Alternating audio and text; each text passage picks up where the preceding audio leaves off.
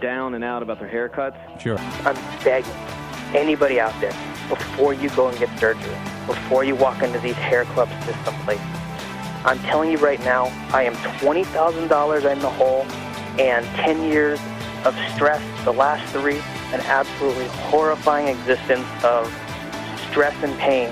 And I can promise you, the stress of this hairpiece is 1,000 times more than I would have ever felt if I had just been confident with who I am, dealt with the fact that these are the cards I've been dealt, and deal with them, and just shave my head. And honestly, like Spencer said, not everyone's there, but that's where I'm at. And now something completely different. Good afternoon. I'm speaking to you live just outside. I like to think balding is just God's way of saying, now let's see you get laid. Is it true that if you don't use it, you lose it? What I'd really like to do is put the greatness of this man in perspective. The hair loss community has a lot to be thankful for, having you as a spokesperson. You mean you just call this guy up? About life and about reality? And now, America's #1 reality radio show for men. Live from Los Angeles, it's Spencer Kobren's The Bald Truth. Hey guys, welcome to the show. 888-659-3727 is the toll-free number. We are live from Los Angeles and Vancouver, British Columbia. I'm here with my partner in crime. Not literally, guys. There's no crimes being committed here. Shh. That you're aware of. But that's the thing. You could say something like that, and all of a sudden, it's someone tweets that shit out. What? Spencer Kobren says Joe Tillman is his partner in crime. You see? Yeah, well. That's unbelievable. Anyway, guys, this is the Hair Loss Show. Welcome. We did an impromptu program last night with Dr. Alan Bauman. He was in studio here in Los Angeles, and it was great to see him. He was actually my very first guest in the new studio. So I think besides the crazy technical glitches I had with Joe, that was crazy. I blame Dr. Bauman because I think one of his devices was on and it cut off my other machine. I don't know. I'm just saying. But we were able to. You can't trust anyone, man. They come in your home. Yeah, we were able to fuck up your internet. We were able to get it fixed, and I think everything really went well. It was a fun show, very busy. And guys who are just holding on, call back. We're going to take your calls in a second. 888-659-3727. This is it's a call-in show, and the reason we do it live is so that you guys can call in. If you prefer not to call in, let us know, and Joe and I will do a podcast, essentially, in our underwear. We could turn the cameras off, and we can get this information out to the public. It'll be a lot easier. So the phone number is 888-659-3727. If you don't know who I am, why I'm here, I'm a consumer advocate for men and women dealing with hair loss. I am the author of The Bald Truth and the Truth About Women's Hair Loss. And yes, I know they were first published 20 years ago, so it's a long time. What that means is I have been doing this for a very long time. I have been involved in this ridiculous industry for well over 20 years now. And sadly, things are worse now than ever. I am the founder of the American Hair Loss Association, the founder of the International Alliance of Hair Restoration Surgeons, and a guy who has been dealing with hair loss for more than 32 years. Longer than most of you guys have been alive. So, Joe is the original hair transplant mentor. We crossed paths pretty early on in my career and very early on in his career. Yep. I was his arch nemesis. No, just kidding. We always got along, which was interesting because most of the online guys, sadly, were real assholes. And Joe, well said. Joe is not one of them. Thank you. Joe was and again, that is not to diminish his expertise by just saying he's an online guy, but that's where he made his bones. Where I was kind of old school, got published, was on the radio, did that, Kind of wish I didn't have to go through all that and was just able to kind of jump in online. But we didn't have access back in those days to the same access that we have today. And Joe was essentially became, based on his own experiences and being fucked up in the industry, kind of the master of his own domain on the internet. And I don't mean domain literally, or I do, but not like as in URL. .com. Yeah. I mean that, he decided, you know what? I got fucked up. I'm going to put my entire story, as he would say, in practical real time or near real time on the internet, and let other motherfuckers who are dealing with what I'm dealing with see the process. In those exact words. TM. And and that's how he started to make his bones. Then he became a really well-known guy working with Hassan Wong, just a total, dominant force on the, at the time, the underworld, it's still the underworld, online message forum community. And the guy, as I do, knows where all the bodies are buried. The stories that we can tell you will have the hair standing up on the back of your necks. And the reality is things are worse than ever before, because now becoming an influencer is pretty fucking easy.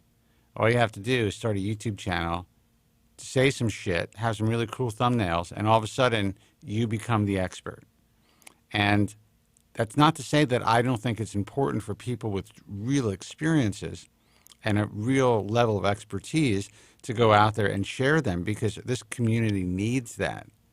But what's happening today is that the information, and again, I'm not here to pick on anybody, but I just saw a video yesterday, which I spoke about on the show yesterday we did, that it's just clickbait, man. It's just like, hey, if you do these things, you will be successful and stop your hair loss. None of that's true.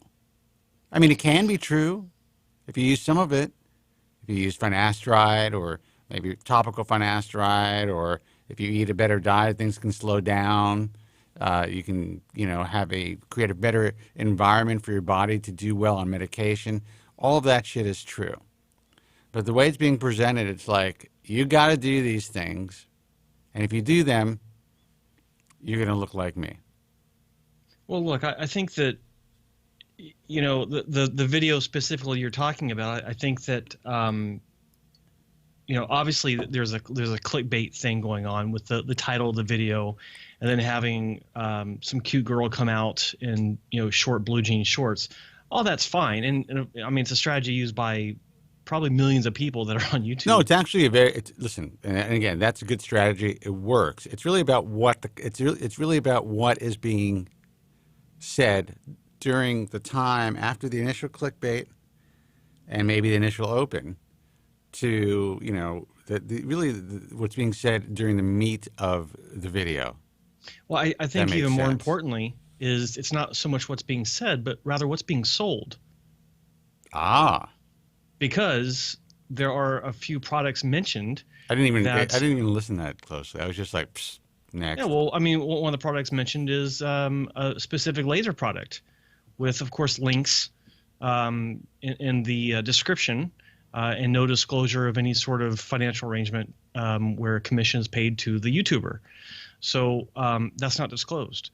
And then, in my opinion, there's a question about any sort of commission based on referrals to the clinic, where the YouTuber is sending people for topical finasteride prescriptions.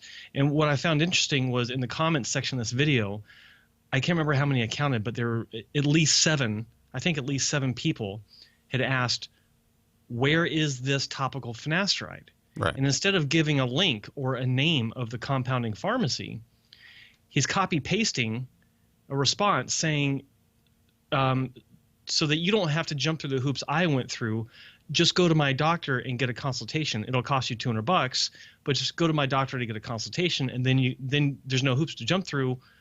They'll hook you up with where to get it. But just so you know, and just so users know, there's so many compounding pharmacies out there that are currently, or will make this product, that if you had a doctor who you felt comfortable with, who was willing to prescribe the product, you could have it compounded for sure. Also, there's a whole bunch of doctors out there who you can just call them up. You can go to the IAHRS. You can call them up and say, hey, are you prescribing topical finasteride? And be like, yep. Mm-hmm. And there you go. That's all it takes. Not to mention, a little homework.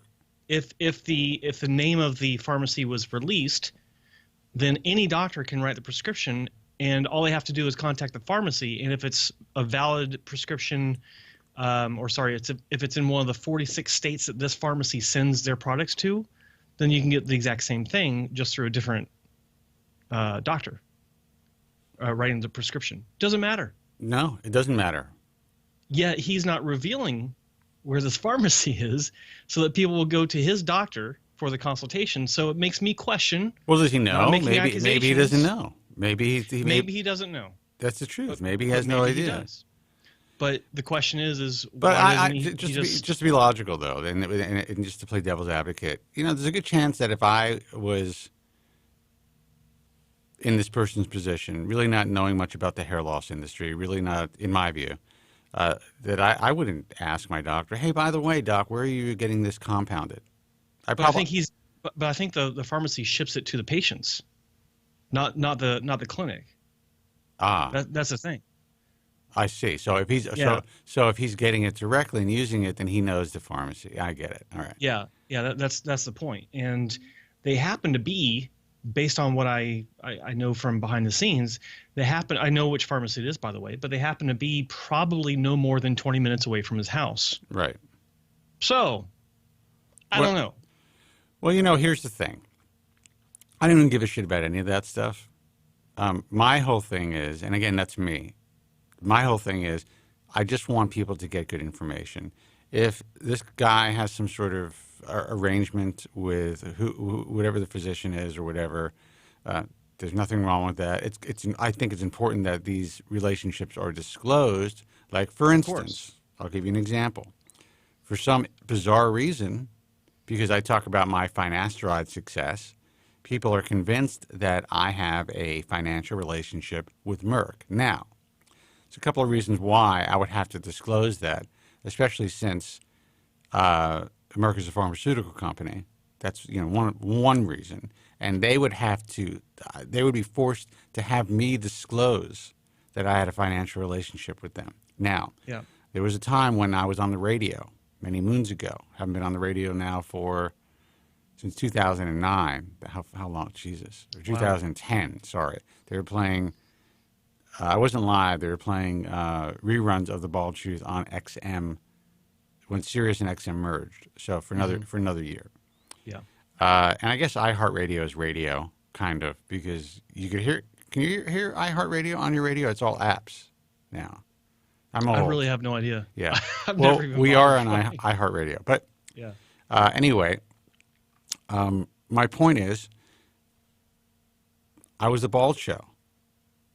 They were doing direct-to-consumer advertising. I was taking the drug. It was perfect. They advertised on the show. So did the makers of Rogaine. They advertised on the program as well. Yeah. And then when they stopped doing direct-to-consumer marketing, they no longer advertise in the show. Now, they advertise in the show for a long time, but it's been well over a decade. And I talk about Propecia every day. Changed my life. Yeah. Yeah. It's the reason I'm behind this microphone. So, anyway, that's the story.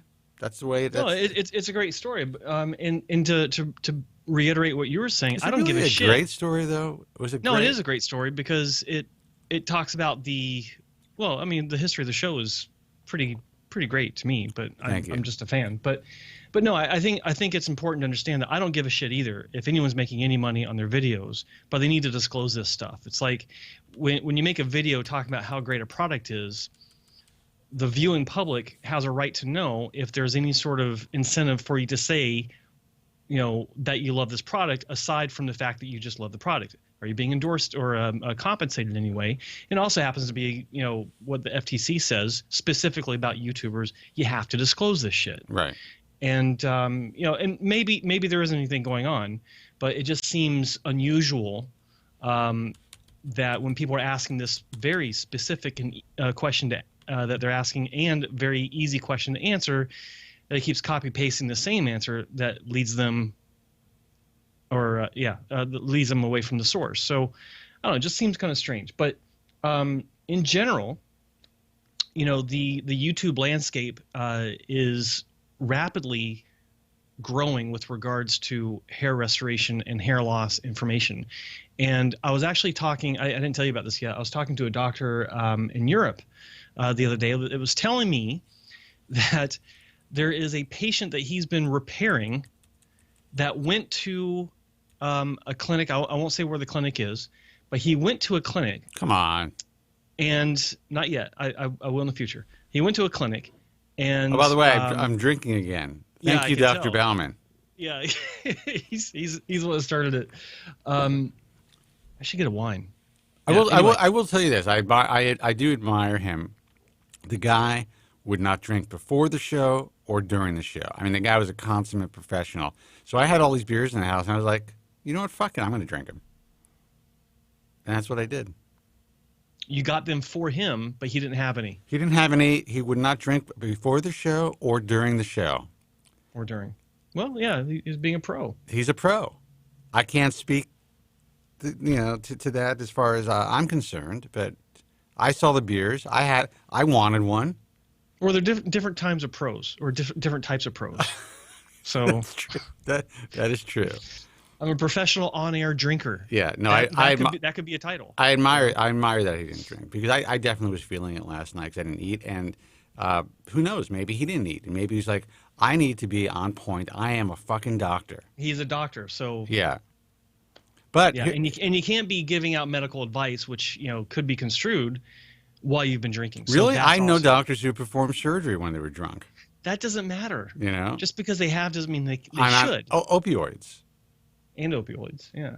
And let me finish my story. What are you doing? I'm sorry. Go ahead. Back to this. So this YouTuber has a YouTube channel with a link to the clinic that he went to, and he's sending patients to this clinic, and he's getting kickbacks. Meanwhile, a different clinic is repairing them. Wow. Yeah, and that's going on. I have to imagine on other channels. So what? So he's sending people to one clinic to get fucked up, and then sending them to another one to get repaired. He's sending them to a clinic where he got fucked up. He's not happy with the results, even though he keeps talking about his results. Right. But the doctor I was talking to is fixing his results. Oh, that's awesome. And now, hang on. And now the guy wants to, switch gears and represent him. Yeah. Well, here's something that all of you guys need to understand. And I think Joe makes a really good point. If you see anybody who is just talking about a specific physician on YouTube, don't even consider that doctor, in my view.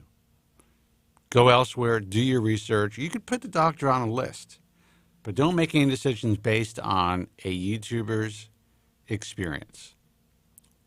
Just don't do it. Now, if you get multiple experiences from, if there were 1,000 YouTubers who had the same experience, then I could see why you may move in a certain direction. But also find out if there's any type of financial incentive. And then you contact the American Hair Loss Association, the IAHRS, and preferably Joe Tillman, because we can't take all the emails. But no, honestly, tough for me. And really just do your due diligence. There's no one who is spending their time on YouTube, honestly, yet. I mean, there's a couple of guys that I think who I've kind of watched some of their old stuff, and they've evolved to the point where they seem to have learned a lot more. So that's great. And I do think there's some really good guys out there that are talking about their hair transplant experience. I think that guy, who's that Asian kid? Hairliciously. Yeah. I think he's really trying hard. I had to bring up the home PRP thing.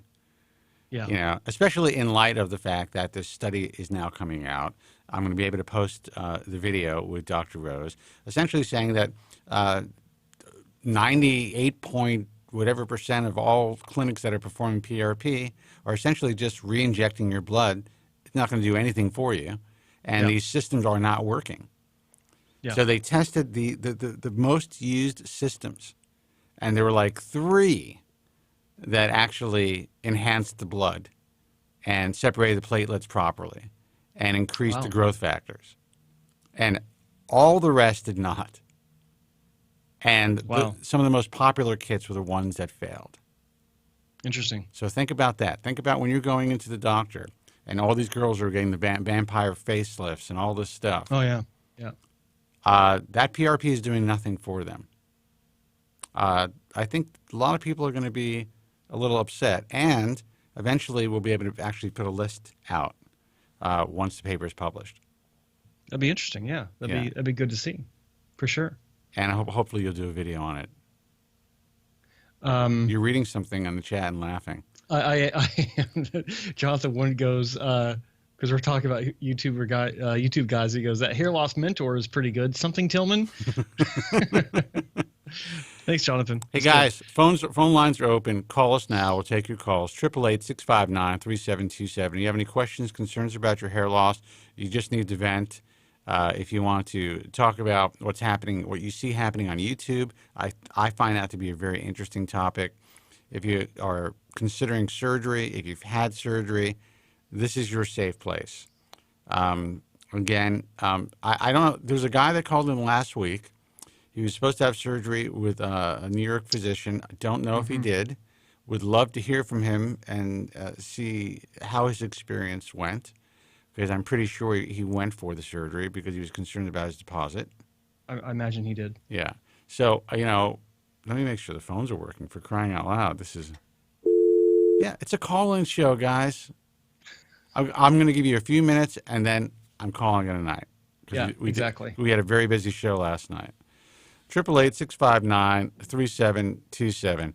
This could be an interesting call. It is from upstate New York. Let's give it a shot. Hey, man, you're on the air. Who's this, and where are you calling from? Hey, this is Mo from New Jersey. Mo from New Jersey. Mo, what's happening, man? Yeah, we spoke. I'm sure you guys remember, like 2-3 weeks ago. How you guys doing? We're doing okay. Good. How are you? Mo. What's going on with you? Doing all right. Before you guys don't hear any baby nursery rhymes in the back, do you? Actually, I was wondering why Joe was playing those. No, I don't. No, it's my daughter's right here, so in order to keep her quiet, I have to, you know how it goes, guys. Spencer, I don't think you do. I have no clue. No, I don't. I love children, and I'm really happy for you that you have children, but I'm also very happy for me that I don't. So. Listen, first of all, you made it plural. It's child. She just turned 1. So okay. Only 1 right. All right. Well, listen, mazel tov. I appreciate it. Yeah. Well, first of all, I think you guys did a hell of a show yesterday with Dr. Bauman. I think that it really put a lot of things in perspective. And you guys know, a little bit about my situation. By the way, I did get all those, dermatological reports, and everything seems to be going good. So your situation, if I remember, is that you have plaque psoriasis, right? There's a difference between just psoriasis. Just psoriasis. Okay. Yeah. Okay. So I had psoriasis. I had it really early on, and I had significant follicular damage from that. Right. And but pretty much, long story short, I did. I don't say cure because that word's way too strong, but I pretty much have had it managed for the past, I would say, 3 years, and haven't had any anything going on from medication and just doing things better. And but I think, Joe, you made a point about YouTube and how this is kind of taken to a new scale. And I said this last time, but I'm going to reiterate again. It's all the good people, and I'm including you guys on this, are just not as prevalent as all the other people. I'm not saying any names, and I know you guys are busy as hell. Spencer, you have a hell of a life. Joe, I know you're traveling all across the world, but the thing is that we see so little of you guys, and even, and I'm going to say clinics too. And I'm not saying Hassan Wong because I'm going to them. I mean, other great clinics as well. Rahal. I mean, if you look at all the really top clinics, a lot of them, if you go on YouTube, if you look at their videos, they'll have maybe like 2-3 videos, and like recent videos, and then every other video is maybe from 8 months back, and then if you go back like 5 years back and things like that. And I've seen this as a pattern with all the top-rated and ethical clinics and ethical individuals as well. I'm not just limiting it to clinics. They're just not as they're not as prolific, and and here's the reason why. And it was a mistake, actually, because we work in the real world, and currently now YouTube is the real world. So the real world, the paradigm is a tremendous paradigm shift. So those of us who are busy, those of us who are running organizations and who are putting out content and who are writing books, and physicians who are booked out for months and who are really trying to hone their craft, they're not out there spending time doing YouTube videos. Now, they should. And now is the time when they have to. And that's why Joe and I have decided to really put more work into this. Now, it's slowly growing. I would say within a year, I think that we're going to have a big shift. And there will be another paradigm shift. Now, I'm actually doing undercover stuff, which I put out some undercover doctor stuff and undercover tech stuff. But I'm actually creating a lot of segments that we're going to be putting on the Hair Transplant podcast page, which you guys should subscribe to if you haven't subscribed now. There's not much on there yet, but we need as many subscribers as possible. And we're going to get some of the real dark shit. I'm talking about some you guys are going to hear some twisted shit about what goes on in the industry, and also what goes on with many of the guys who are actually putting out the most YouTube videos in the industry. And straight from the source, not just Joe and I telling you what's going on. We're talking about people who are in the OR with these people. Yeah. And I'm very fortunate to have access to all these people. And that's what I thought was, I was trying to brainstorm to see what would be most effective. Oh, it's great to see before and after. It's great to see Joe's really difficult to produce, entertaining and educational videos. It's great to watch the Bald Truth and to participate. But to hear actually where their bodies are buried, what's happening, that your grafts are being thrown in the garbage, that people have methamphetamine addictions that are working on you. Matt, go ahead. And some people claiming they're Jesus. I'm sorry, I didn't mean to cut you off. And I know you guys know who I'm talking about, but seriously, I mean, it's scary. And the thing is, I told when I told you about my story, just going back a little bit. So I was 22, right? So 22 is just not a good age. I mean, no age is a good age to lose hair, right? But when you're talking about 22 is a fucked up age to lose hair. It's a fucked up, right? Exactly. Yeah. Oh, sure. I should have watched my damn It's mouth. okay. It's right here. Oh, yeah. But it's 22 is this because you're not thinking straight. You're just thinking about and personally for me, psoriasis, there's just also a physical element because it just hurts like hell and it's uncomfortable as hell. So it's the hair loss on top of the physical. You went through a lot, man. And you're 22 years old. There's two things you're thinking about: pussy and more pussy. And that's just essentially what it's all about. And if you feel that you can't get pussy, that puts you in a dark place too. And it's a terrible situation. It really is. It really is. I really think underrepresented, and it is just again something that the average person in society who's not dealing with hair loss just can never understand.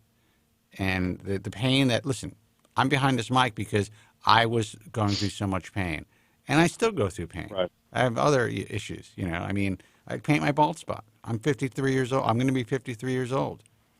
So anyway, I'm sorry to cut you off, but I know exactly what you're talking about. I definitely relate. So when I was at 22, so now obviously having things again fully cured and recovered, I've decided to go ahead with surgery.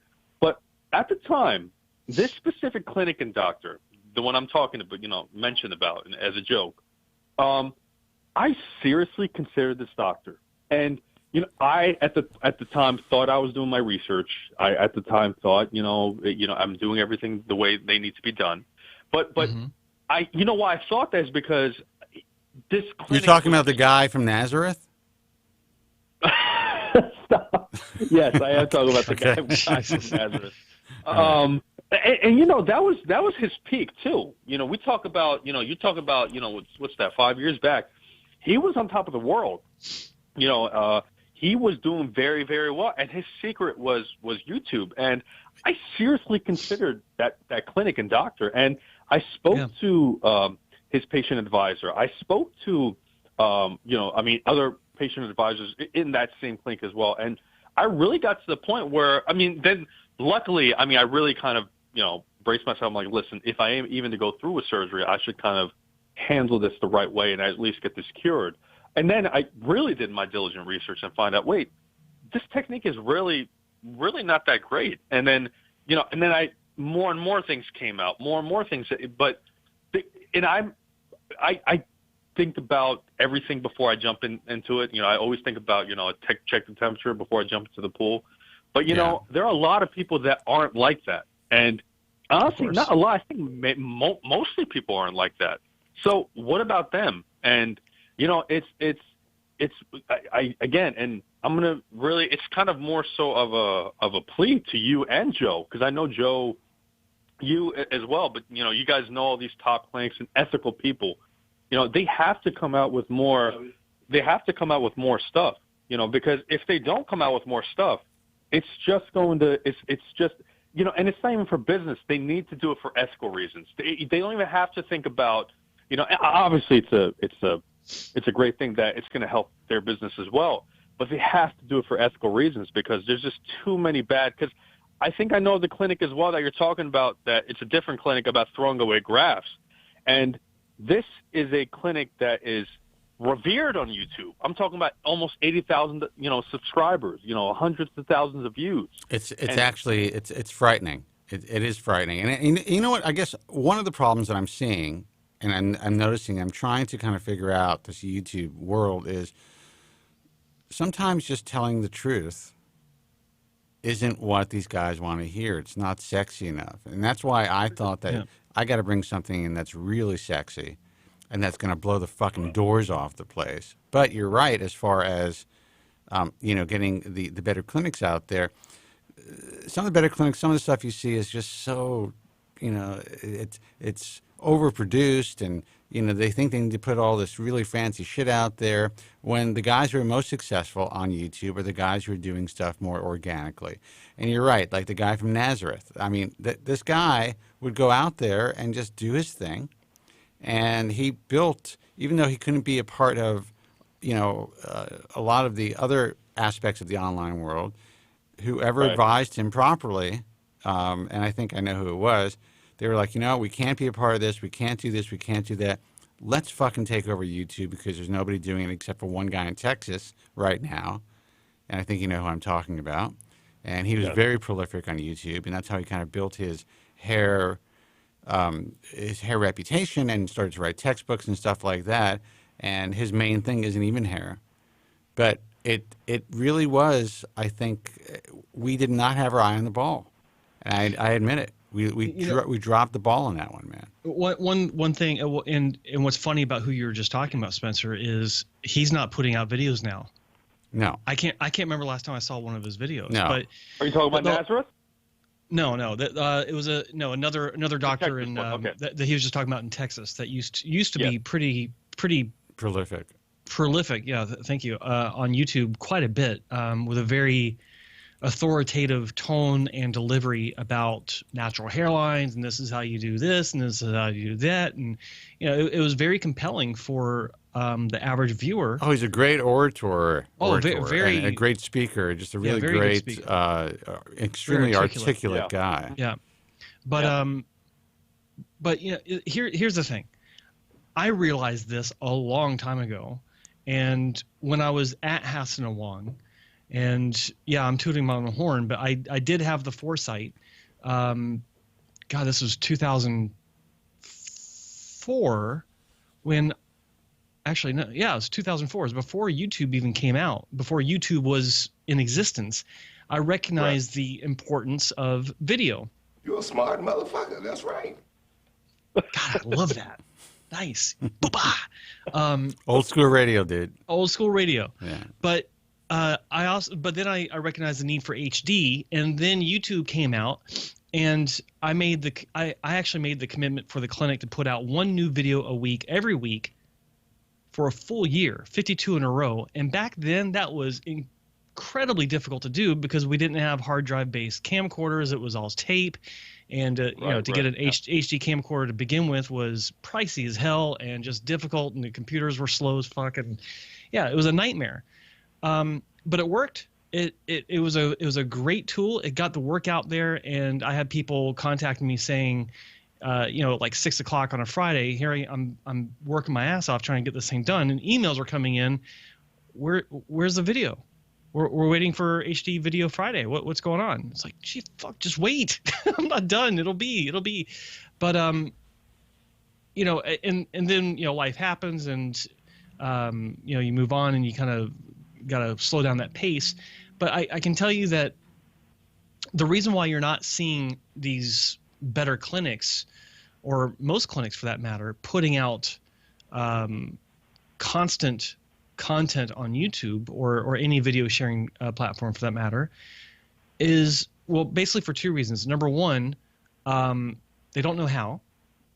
No one in their office has the slightest clue how to do this. And number two, they don't recognize the importance of it. It's almost kind of like a complacency thing. Oh, absolutely. Thank you. Sorry. It's a complacency issue, and it's to their own detriment, actually, and it's just one of the many ways that a lot of clinics that you may regard as upper echelon today will be a distant memory 5 years from now. Well, how about this? How about the guys that are watching this now? How about not only do they share what we do, but they go out there and promote the shit out of it. Start their own stuff on YouTube. Just say, hey, we are the hair loss community. You guys have to watch this. You guys have to be careful of what's going on out there, and funnel everything back to what we're doing. I mean, I don't know. Can I ask you a question? Yeah. I'm sorry, I didn't mean to cut you off, Spencer. No, forget. Here, I'm going away. Here's Joe. No, it's because you said that those 2 points. I mean, I think they were really important points about why they aren't. Now, as someone who I know, I mean, by the way, I still think Hassan and Juan should give you a bit of their cut and profit, because honestly speaking, the first time I came across you, before you even first lesson, because that's when I really started following you. The first time I came across you was when I was researching clinics, and I was doing everybody, and then I saw you personally getting work done, and it was so raw, so raunchy. It was no background music. You literally saw everything that was going on, and it seemed so real. And then obviously I saw you kind of moderating and holding conversations, but it really struck out to me. And even and that's old footage that I saw not so long ago, probably like 2 years back, and that's really not that long. And the footage was from 8 years ago. Was it when I had my iPad? Yes, when you were getting your. I was doing the first live. You had an eye patch? Live comedy or live play-by-play update via iPad. Well, I was having surgery. I was updating people online while it was happening, and you had like 4 parts, while it was happening. Right? Was that? And you had like 4 parts of that video, I think, something like that. Yeah. That's right. I broke it down into 4 parts. But it's my question was to get to the point was that. But do you think also, other than those 2 points, do you think that they're also maybe just so busy? I mean, obviously they don't know the importance of it, but do you think it can be so that they're so busy that they just don't? No, they just don't have the time for it. No, sorry, no clinic is too busy for this. I think they're just overwhelmed by the concept of it. They don't quite understand how to do it. They're not creative in that sense.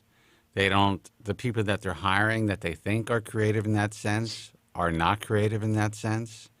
And they're essentially just putting out typical marketing shit that is not palatable or, really interesting to the average YouTuber, to the millennial, to the 20-year-olds, the 30-year-olds, or even the 40-year-olds or older who are watching YouTube now. People want to see results. People want to, learn from others who have gone through the process. Mm-hmm. And, I think, just judging from, starting to do the show on YouTube with Joe, I think that people who are finding us are now appreciating the truth. But really, people they want to get fixed. They want to get fixed fast. And they want to believe the guy who had the hair transplant by, 2 different doctors who paints his head and all this stuff, and believe that if I take this stuff, I'm going to get my hair back, and if I get a hair transplant, I'm going to look like this. Yep. And that's it. And fuck these other guys who are telling me not to get a hair transplant, or I may not be a candidate to have a hair transplant, or things may not work out for me, because that's not what I want to hear. So I think there's just a lot of aspects to it, And look, here's the thing. One guarantee for success is to prioritize on what works. And this is more of an answer to your last question. Why aren't more clinics doing this? Spencer said that they don't get it. They don't comprehend. Or like you said, it might even be too intimidating for them. It's not because they're too busy. For 2 reasons. Number one, a lot of clinics out there aren't as busy as you think that they are, but also they just, to pick up the camera and try to be creative with showing a result, it just doesn't compute. But the way for success in this industry is to get the work out there. And to be quite frank with you, it doesn't matter if it's good or not, because there's some shit work out there that's getting a lot of attention and people are coming in for surgery. Go on YouTube right now and type in hair transplant surgery and you'll see so much horrible. That's what the hell motivated me to make my hairline video. I was seeing such shit work out there. It's like, God, I can't. I was going nuts over this. It's like, I can't believe how far backward this industry has gone. It breaks my heart to see these guys out there with these really bad hairlines that are no better than what I had 25 fucking years ago. How does that even happen? And I was talking to some guys in Germany the other day on I think it was the German forum, and someone was saying, well, a lot of guys over here don't really care about the hairline. They just want density. What the hell kind of stupid shit is that? Then go get a wig. That's my answer. It's like, if you don't give a shit about the naturalness, you just want to have a really thick head of hair, don't even bother with surgery. Go get a wig. Problem solved. No surgery, cheap as hell compared to surgery. Done. In the German guy's defense, I do think that might have been a language barrier, because I just don't see any logical person believing that or saying that. Go to the comment section on that video.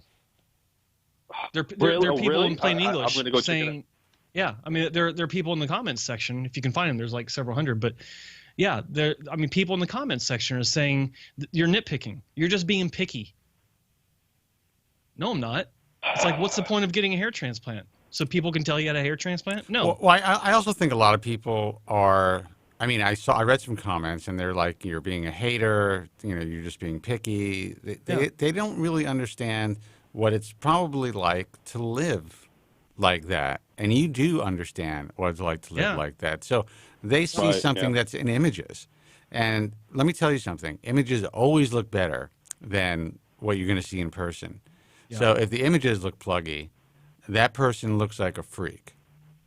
That's just the way that it is. Sorry to say that, Joe. No, I fully admit I was a 10-year freak right here. So I still am in a different way, but yeah. Well, oh God. Yeah, I don't want to hear about your sex life, dude. Hey. I'm not going to just specifically name one clinic. I'm going to take, let's say, the 6 top clinics, right? And I looked at all, and I did this research myself, and obviously when you talk about top clinics, I mean, you're getting into semantics in terms of what do you think is, but these are universally known as, right. All of them combined have less actual footage of, for example, of Dr. Hussein Rahal. He had this pretty neat video of an individual getting, kind of like, Hassan Wong had it too, of an individual coming in, getting a procedure done, giving a timeline, like similar to what Jesus of Nazareth does. Now, that's all he does. He completely, and listen, give the credit to the guy because it works, because every one of his videos, or I would say at least 90% of them, are all beginning, middle, and end. Or not even beginning, middle, end, beginning and middle of what's going on in between. And it's, people are talking, you're having, chips, you're watching movies and things like that. Just this one clinic of Nazareth and all the top 6 clinics, he has more videos combined of what's going on inside than all of them do put together. Yeah, no, good for him. I mean, he's doing it right. That's the thing. So, look, I have conversations with doctors, not every day, but like a lot, like at least a few times a week. And some doctors I work with, some doctors I don't work with. And I talk about this all the time. It's like, pick up the damn camera. That's all you got to do. Now, the challenge is getting a patient to agree. This is one thing that you don't recognize, or that a lot of people don't realize, is that patients a lot of times don't want to be filmed, and that's perfectly understandable. So the question is, how is he doing it? Is he giving them a discount on the procedure? Nothing wrong with that. I mean, there's nothing wrong with that. Discount on the procedure in exchange for filming your procedure and full face exposure. There's nothing wrong with it. It's done fairly commonly, but even then, it's difficult to get people to say yes. So whatever he's doing, hats off to him. I mean, I've done it for 15 years and talking to other clinics on how to get this done, and they have the same problem. So whatever he's doing, it's working. So good for him.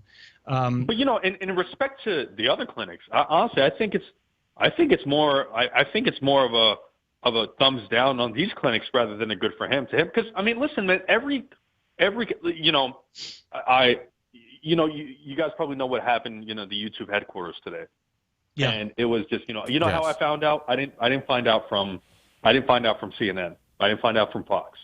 I was on Facebook, and I found it out right there. Yeah. Like, majority of people don't even get, and I'm talking about a broader picture, is that we don't even get our information from news networks like that no more. Obviously, in order to get that big information, it has to come from some kind of stream of a network. But most of the time, I've not had TV for 10 years.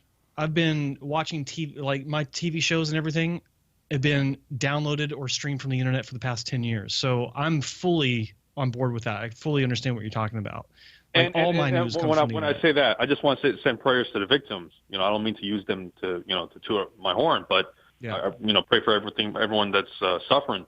But it's really like, it's not really, credit to him, because this is something that's supposed to be very, very obvious. This is something every 5-year-old, does, right? A 10-year-old at least. It's just, we need more of these people. Last story before I let you guys go, I hope you guys don't have other callers waiting. Is that don't worry about it. When I chose a clinic, and again, I'm stating right now, I'm not trying to endorse any clinic. I'm not saying that the only clinic I'm going to right now is the only clinic. I think there are some great, fantastic clinics. I just chose one that I felt was right for me. Mm-hmm. What really struck me was that your colleague, Joe, Mike, when I had my consult with him, the individual that came before me, and Mike didn't tell me this up until much later. I basically heard it's in Manhattan, and basically I was waiting in the lobby because there was some, waiting in the lobby because the receptionist brought me in a little too early, and the door was open.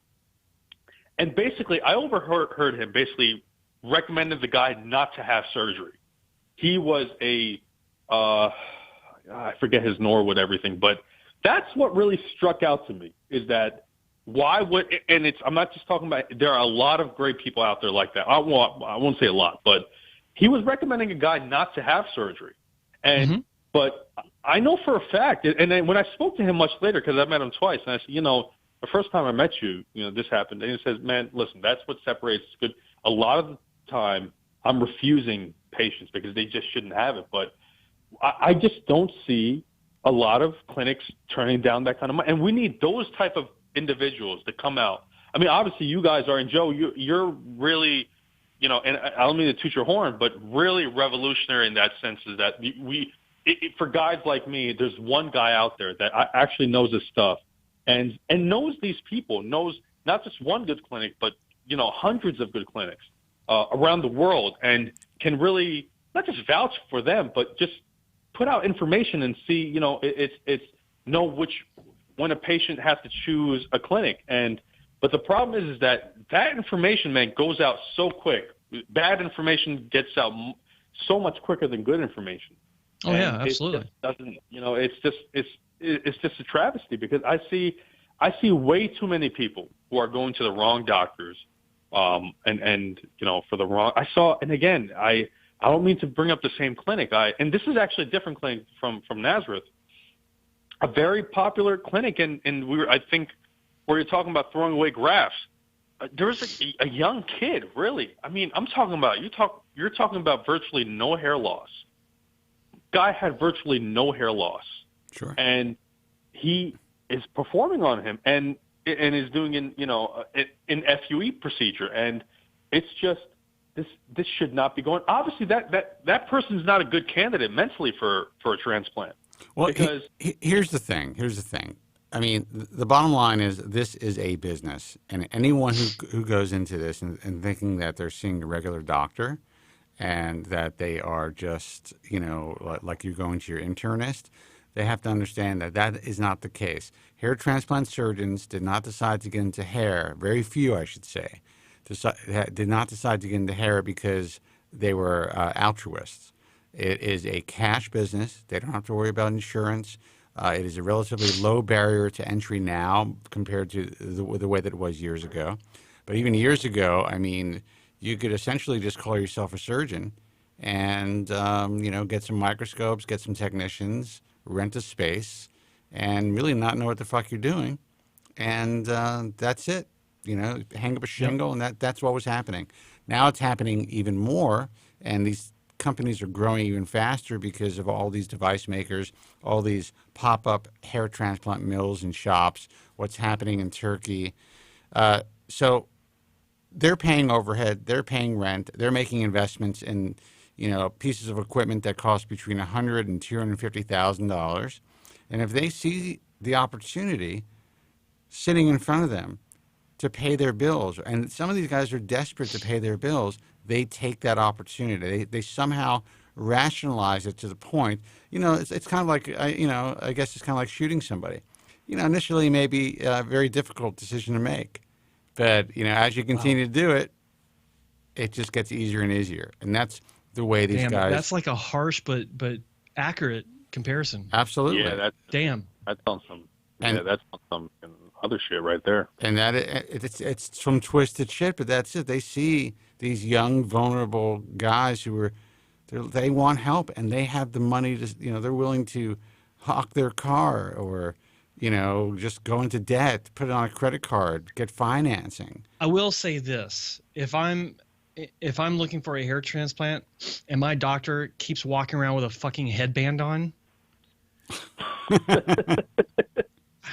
it's like every appearance, every time I see him, he's off my list. Just doesn't. No. Look, I think all the guys that have found Joe, the old school guy. See, the problem is half the guys who listened to the Bald Truth years ago are dead. They're gone. I mean, that's how long I've been doing this. So, and now they get limited internet privileges in the nursing home. That's right. Yeah. So like my big fans who were like your age at the time, they're old men now. They don't give a shit. So I mean, some do, but and Joe and I actually got into the field at a very unique point in our lives because we were both very young. Yeah. So when I started, I was really young. So now we're seeing this paradigm shift. So it was really Joe, I have to say, who convinced me to kind of say, you know what, you got to stay in this game. You got to keep moving forward. There's an opportunity here to really help a lot of people, and it is a completely missed opportunity. No one's really taking advantage of it. Let's make this happen. And I said, all right, let's make it happen. And so we need guys like you, listeners, to spread the word, fans of Joe. You know, there was this guy that used to put out, and he was a fan of the show for a long time on the radio here in Los Angeles. And he was in the bumper sticker and sticker business. And he used to put out, there's a saying in Alcoholics Anonymous, are you a friend of Bill's? And that's kind of like code for, you know, are you drunk too? So this guy made these stickers, are you a friend of Spencer's? And with the URL. And he just guerrilla marketed the show. And I can tell you that so many people called the LA program because this guy took the time to do that out of his life. And I know that's kind of extreme. Now you guys can do that shit on the internet. You know what I'm saying? Right. It's a lot easier. Right, you can sit behind your keyboard. You don't have to go into the nightclubs and go on, you know, and put, you know, stickers on walls and in bathrooms and, you know, shit like that. So I guess, you know, spread the word, man. You know, you want this to happen, and it's important that it does. We'll do the best that we can, but people have to find us. People have to find Joe. You know, and a testament to Joe. I mean, and again, I said this the first time I called.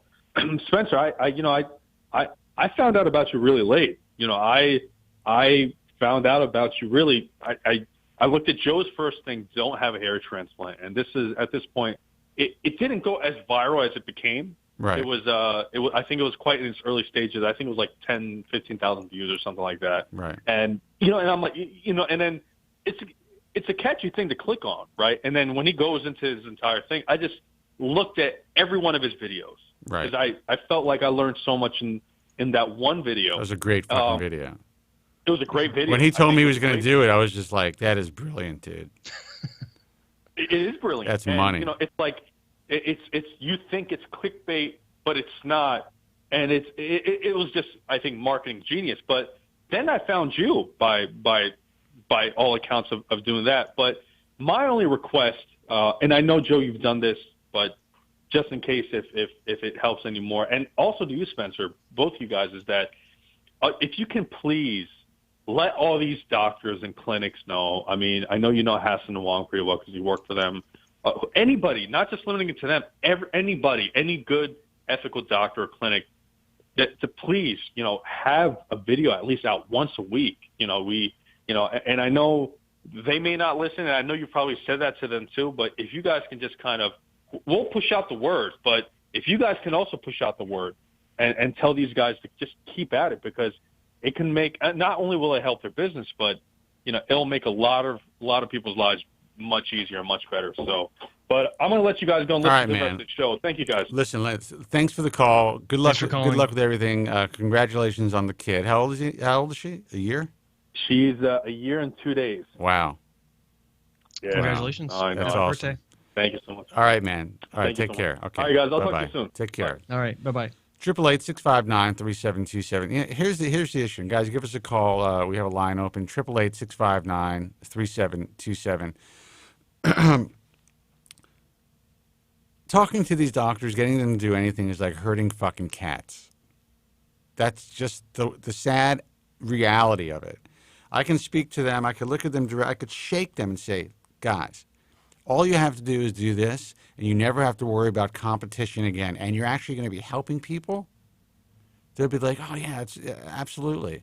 Next thing you know, they're writing you from Budapest from some meeting, and they don't have time. They didn't tell their marketing, quote-unquote, marketing person to get this done. And they want to know if they should sign up for this other forum, because that may, you know, generate some leads. Yeah. It's like, Jesus fucking Christ, it's free. YouTube is free. I mean, I don't even understand it. So I will say it's a lot easier said than done. Trying to get these guys to update their bios for the IAHRS. I've had guys, it's taken months. Yeah. I mean, there are people who don't even get back to you. and they're paying monthly fees to be a part of this thing. I'll put it a different way. It's not just difficult to get them to do anything. You have to understand the mentality of. I'm not talking about anyone specific. I'm just talking. There are a lot of doctors out there where if you were to tell them that all they had to do to be the most successful clinic in the world is to read this 10-page manual, they would have someone else do it and give them the Cliff Notes.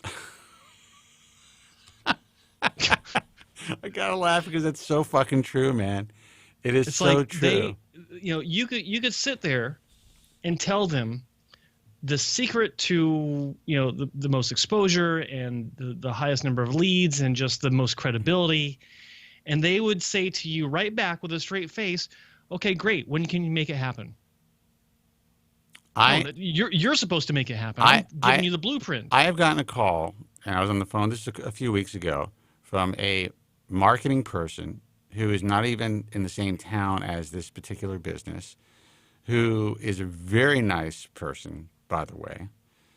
So if this person is listening, I know that you're doing your best, but you're talking about old school ROI, newspaper ad, TV ad type of mentality, just trying to wrap their brains around social media and that's a nice dog, and all of the other aspects of how to get out there.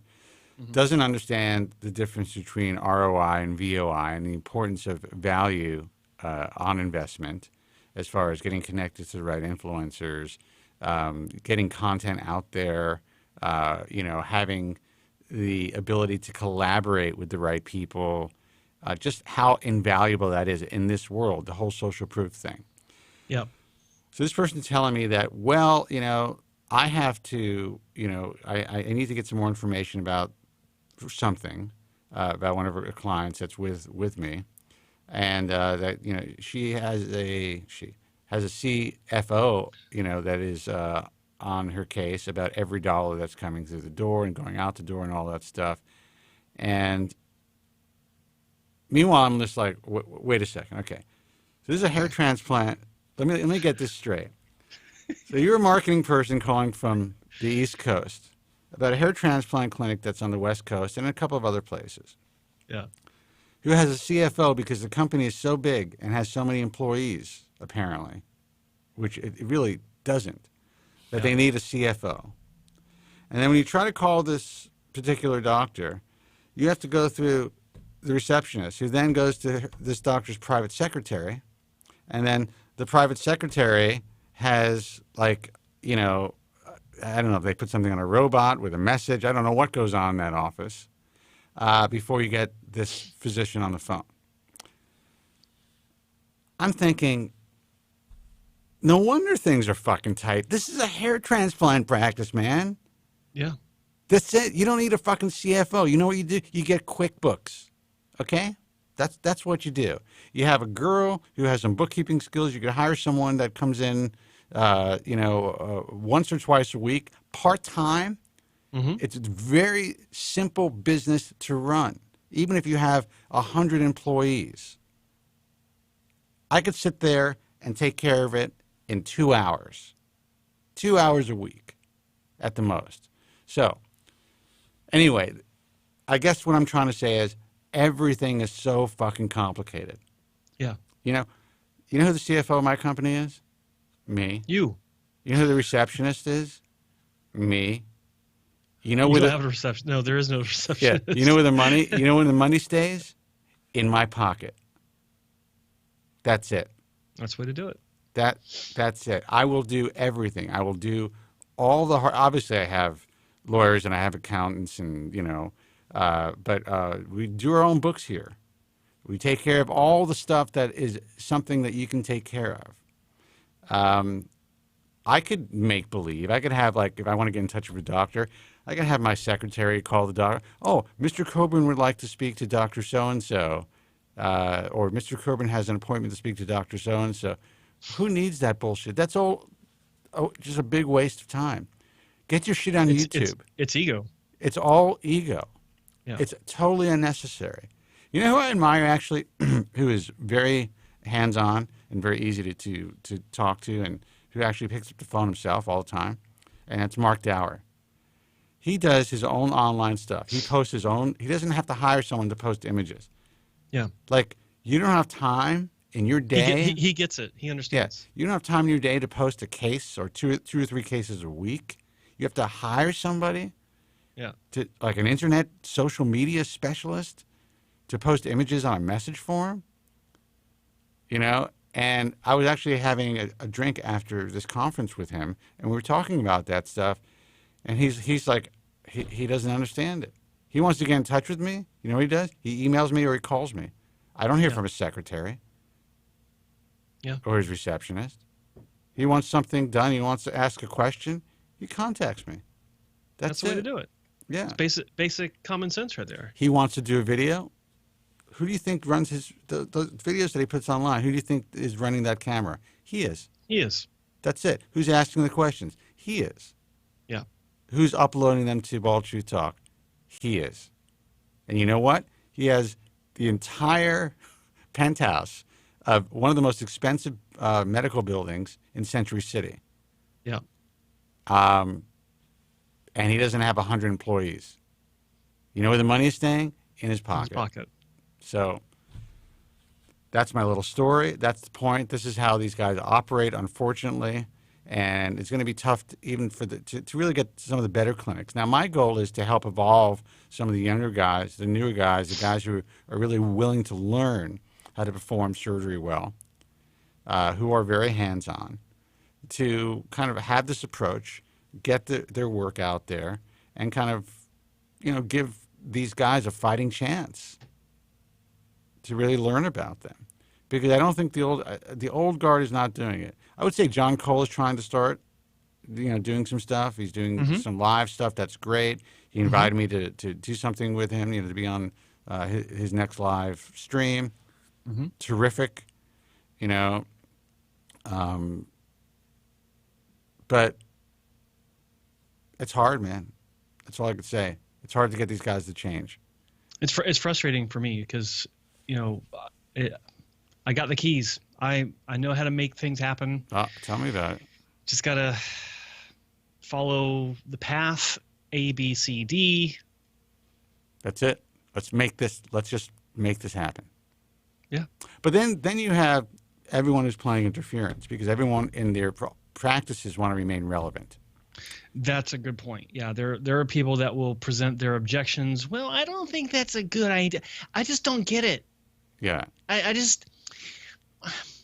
don't. No, we don't get our patients don't come from YouTube. Right. There's a reason why they don't come from YouTube. Exactly. Anyway.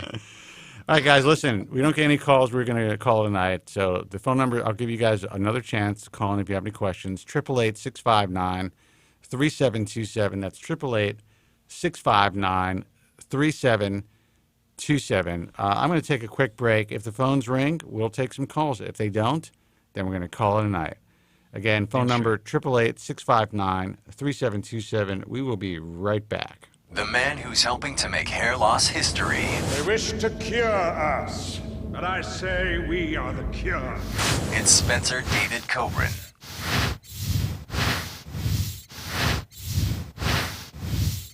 I always hear a lot of guys calling in, and they're always like, you know, down and out about their haircuts. I'm begging anybody out there, before you go and get surgery, before you walk into these hair clubs system places, I'm telling you right now, I am $20,000 in the hole, and 10 years of stress, the last 3, an absolutely horrifying existence of stress and pain.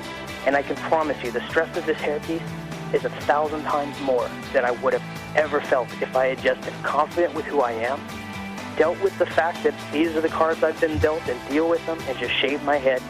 And honestly, like Spencer said, not everyone's there, but that's where I'm at. Hey guys, welcome back. That was abrupt, huh? 888-659-3727 is the phone number. Joe looks like he just stepped out of the room. But he will be back in a second. We do have some lines lit, so we will take your calls. Again, the phone number, 888-659-3727. If Dr. Alan Bauman is listening to the program, I want to thank him again for the really nice recognition that he gave the Bald Truth and me yesterday. It's very rare to find a physician who's willing to give someone else recognition in that regard. And I think Joe knows what I'm talking about. I think a lot of the doctors, sadly, in this field, kind of forget the roles that some of us have played and the changes that we've really forced in this field, and frankly, made a lot of these guys extremely wealthy by kind of showing them the way, how to do the right thing. Anyway, guys, let's see who this is. Hey, man, you're on the air. Who's this, and where are you calling from? Yeah, it's Morty's Wigs again. Morty! What's happened? Hey, buddy. Yeah, man, listen, I'm really sorry. I got cut off. I had a call from my mom, and she was talking my ear off, so you know how that goes. That's it? That's why? Listen. Spencer cut him off. Sorry. That's not good enough, dude. Anyway, but I actually got off the phone with her. You guys were already off the air, and so I just reviewed, and I saw that you guys were waiting on me, and I kind of felt bad, so I figured I'd call back and apologize. Oh, no. No, and I appreciate you saying that, and it was really Joe who felt bad. I didn't give a shit. So, okay. Yeah. Anyway, yeah. The other question that I was going to ask you was it was in relation to the data that IAHRS is collecting in terms of outcomes. And it would be interesting to see, to see some sort of survey that would break down, the percentages of success versus failure for a given kind of procedure. Well, here's the thing. That actually would be very interesting to me. You know what I hear about? I hear the complaints. I hear from the unhappy patients. I hear from the guys who felt that either something went wrong or they need more density. And luckily, the majority of the complaints are, issues that are repairable or where there was never really any major damage done. Usually just maybe miscommunication. Guys had unrealistic expectations and were told something else. But most of the work that I see, at least the complaints coming through the IAHRS, are pretty good. In the past, some have not been so great. We've had to remove some surgeons. Now, I wish more of the happy patients would actually write us and contact us and post on Bald Truth Talk. You also have to understand, if we surveyed the physicians, what do you think they're going to tell us? Of course. Yeah, they're going to be like, let's see. We have, a 62% failure rate. That's not going to happen. So there's actually no way to really get that data. I know that other organizations like the IAHRS have attempted certain types of surveys, nothing quite as in your face as that. And these surveys are all essentially extrapolated from a very small group. So say they'd survey 1,000 people, only 100 people took the time to take the fucking survey, and then they extrapolate those numbers based on that number that took the survey. So, and there's 1,200 people in the ISHRS. Yeah. So you can see how the spread is kind of thin. You can see the apathy. Yeah. So that's just the way that it is. Yeah, it is kind of surprising. I mean, you think that somebody dropped 15, 20 grand on a hair transplant that they might want to let people know. It just makes no sense to me. Maybe there's some sort of incentive on the patient side that you could do. I don't know, maybe some sort of a coupon refund discount on a procedure, maybe a discount on the doctor's fee if they gather data. I don't know. Wait a second. I'm trying to understand that. So you want to get like a Groupon situation if the doctor is mediocre? Well, no, I'm talking about from the whatchamacallit, from the patient side. Perhaps you can work it where, hey, well, that's true. I guess it really wouldn't work because no respectable doctor would want to take a coupon that came from. I don't know if they would though. I mean, you have a lot of respect out there. If you issued a coupon, for somebody who filled out a survey, on your site. I don't know. Yeah, but here's the thing. Then there's also a one thing that I don't want to do is sell surgery either. Right. So anything that has to do with you guys participating, and if you participate, you get a discount on the surgery, is selling surgery. No, I hear you. I hear you. Not to mention the fact. I mean, that this goes into a deeper level. What constitutes a failure? What constitutes success? There's so many gray areas in between the two extremes. One man's success is another man's failure. I mean, true. I have you had. You have to formulate this. You have to formulate the survey correctly. Basically, is what you have to do. Well, it'd be really difficult to do because I mean, if you try to gauge, like for instance, if you ask a patient, just real simple question, are you happy with your result? Mm-hmm. No. Okay, well, let's explore why. Is it because, if you ask them to fill in the blank, to go ahead and extrapolate the reason, it may be because, it wasn't dense enough. Okay, well, then we have to go even further.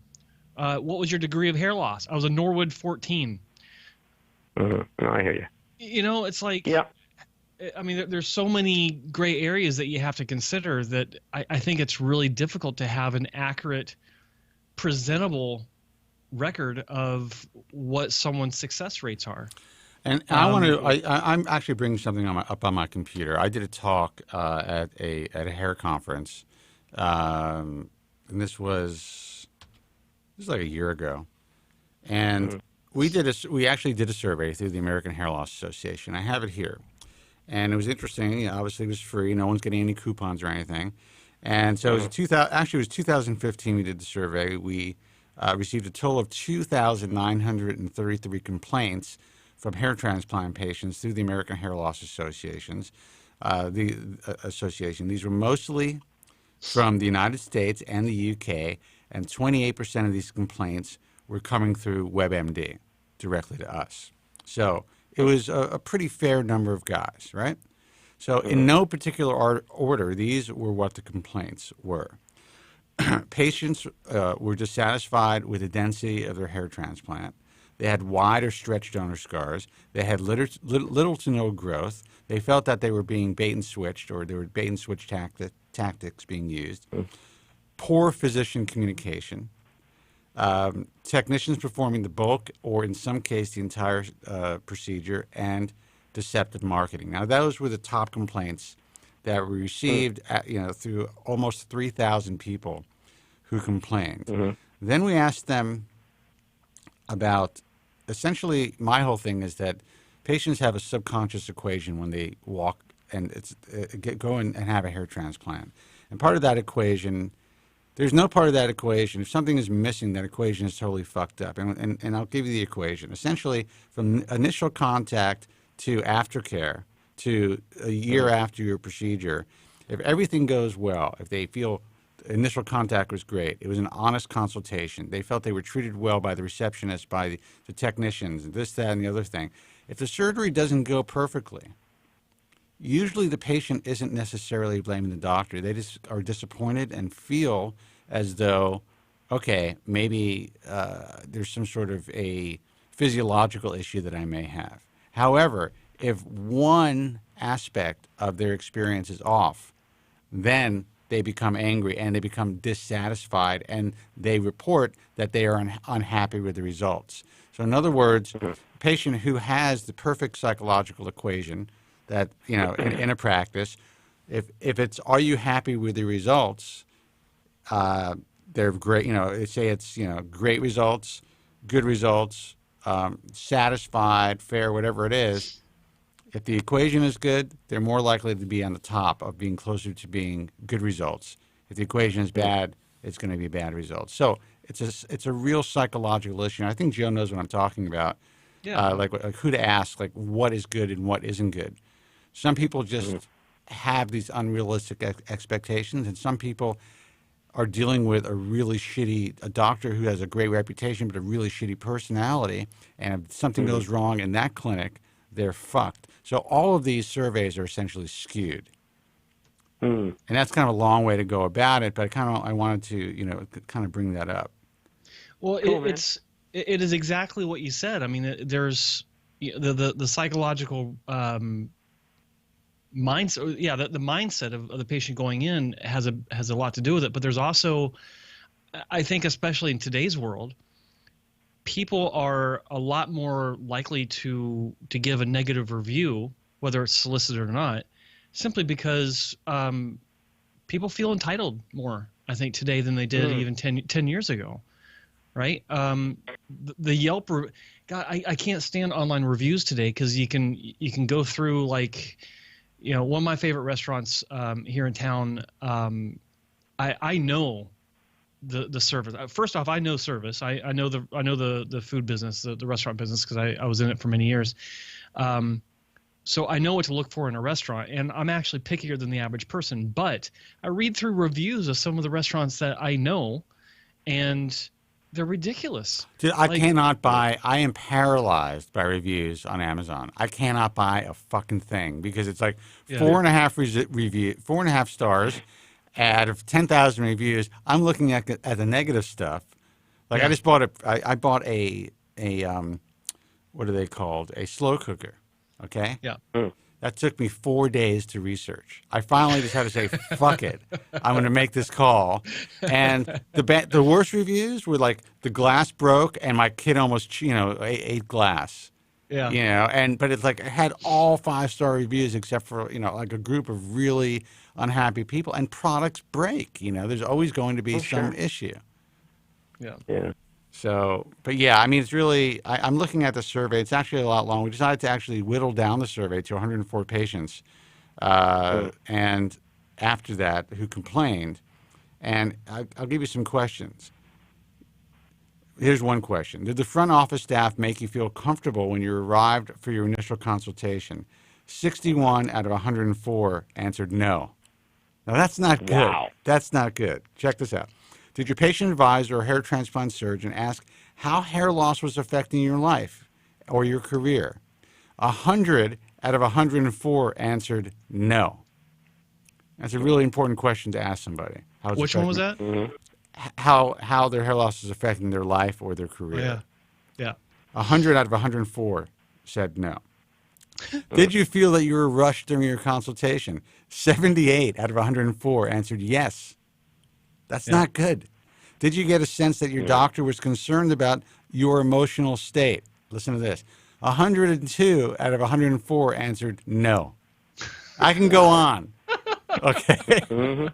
But this is the reality. The people that complain to us, this is how they feel. So the happy people aren't contacting us. Yeah. And like you said, those numbers are completely skewed because while all those things may be unpleasant, they have nothing to do with how good a surgeon he was or she was. Absolutely.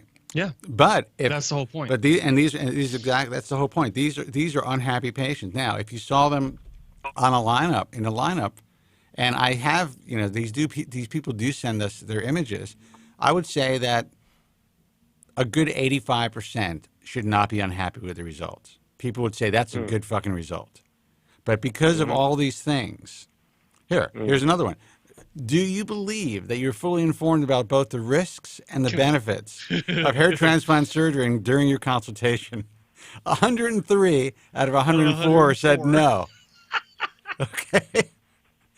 I mean, I don't trust any of these answers at all. It's just like, this is vindictiveness on the part of the people taking the survey at this point. So good luck with your hair transplant. But that's what I'm saying.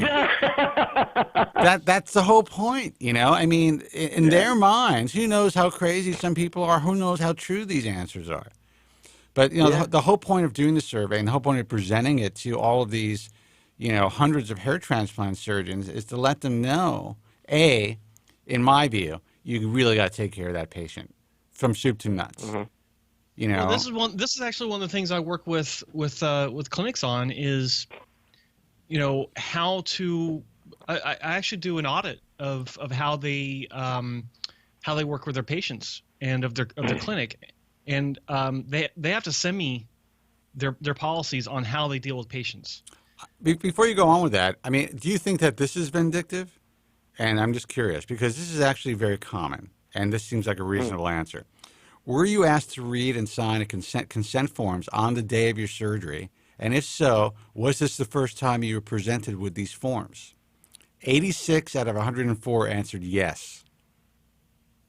It was the first time they saw the form, the day of surgery. You want to know what's fucked up about that? I know for a fact that a lot of times patients don't remember getting the same forms 2 weeks before for surgery emailed to them. Yeah, that's probably true.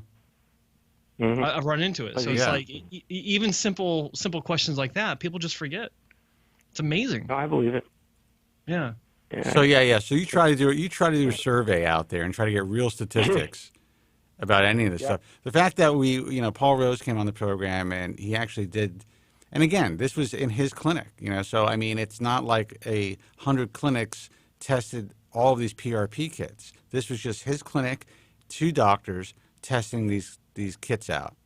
And he found that most of the kits that are being sold, the systems that are being sold, whether they're open or closed PRP systems, do not work, period.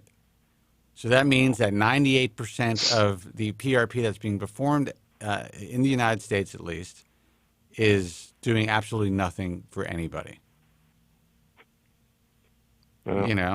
So that's shocking. That's shocking, but still, so people could argue, say, well, that was only a one clinic-based study. We have to go across 100 clinics minimum to see if they get the same results. Okay, we'll fire it up. Yeah. You know what's really funny as you're talking about all of these really dissatisfied people, it just speaks to why it is that these YouTube doctors are so successful, because these people didn't hear what they wanted to hear, and they're miserable about everything. And then the people who do hear what they want to hear will basically put up with anything. Yes. Oh yeah. Absolutely, and they will put up with anything. And also, a lot of these guys who go into it, especially YouTubers, some of them started after their experiences. Some of them were already established on YouTube and then said, hey, they worked out a situation like, you give me this hair transplant, I will pimp the shit out of you.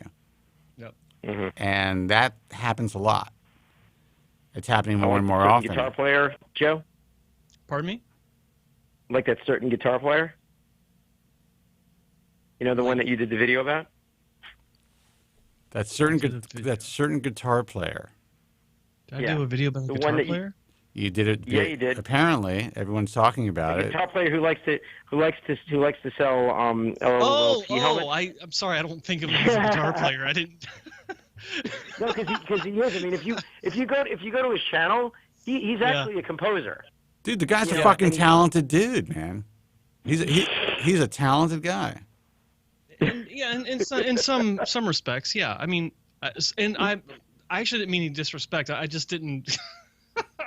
The guitars, I didn't. Well, here's how I look at it. I cannot play an instrument as well. I mean, I could play a little piano and I could strum on a guitar a little bit.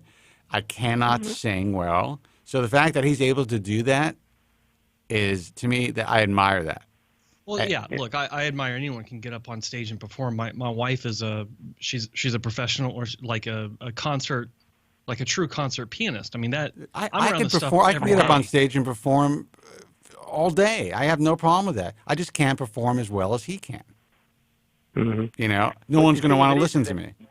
Yeah, because I listened to some of his music. It was okay. I think that the whole hair thing for him is probably more successful than his music is, but I could be wrong.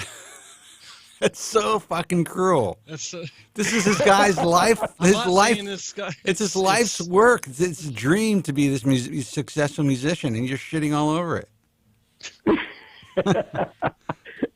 You know what, guys? I love watching you guys, and you know what? I'm loving more chatting with you. So, all right. And I got to tell you, Joe. Like I said, I watched that video and I watched his response, and I mean, you can't make this up. The comedy element is great, and the thing of it is, I've been watching you guys now. I mean, 2 days and back to back, and I'm still enjoying it. So never mind the subject matter. You guys are just entertaining to watch and listen to. Just FYI. Well, it means that we're doing a great job, or you're just easy to please. I'm not sure which, but Yeah, I definitely appreciate it, and look, absolutely. Honestly, if I could do this every day and we would get phone calls. If I wasn't, drunk half the week, I'd probably do it. But Anyway, listen. More. Should we? Well, think about it. I would say I wouldn't mind. I could dedicate 3 days a week to doing something live. We have been so the viewers know we have been considering doing impromptu shows. So the only way to know about those impromptu shows is to subscribe. Hang on. Wait, I gotta get over there on his side. Subscribe to the channel, and you will get notifications that we are live. Not just you, Mordecai. You're already subscribed, but anyone else that's watching that's not subscribed, shame on you, and subscribe.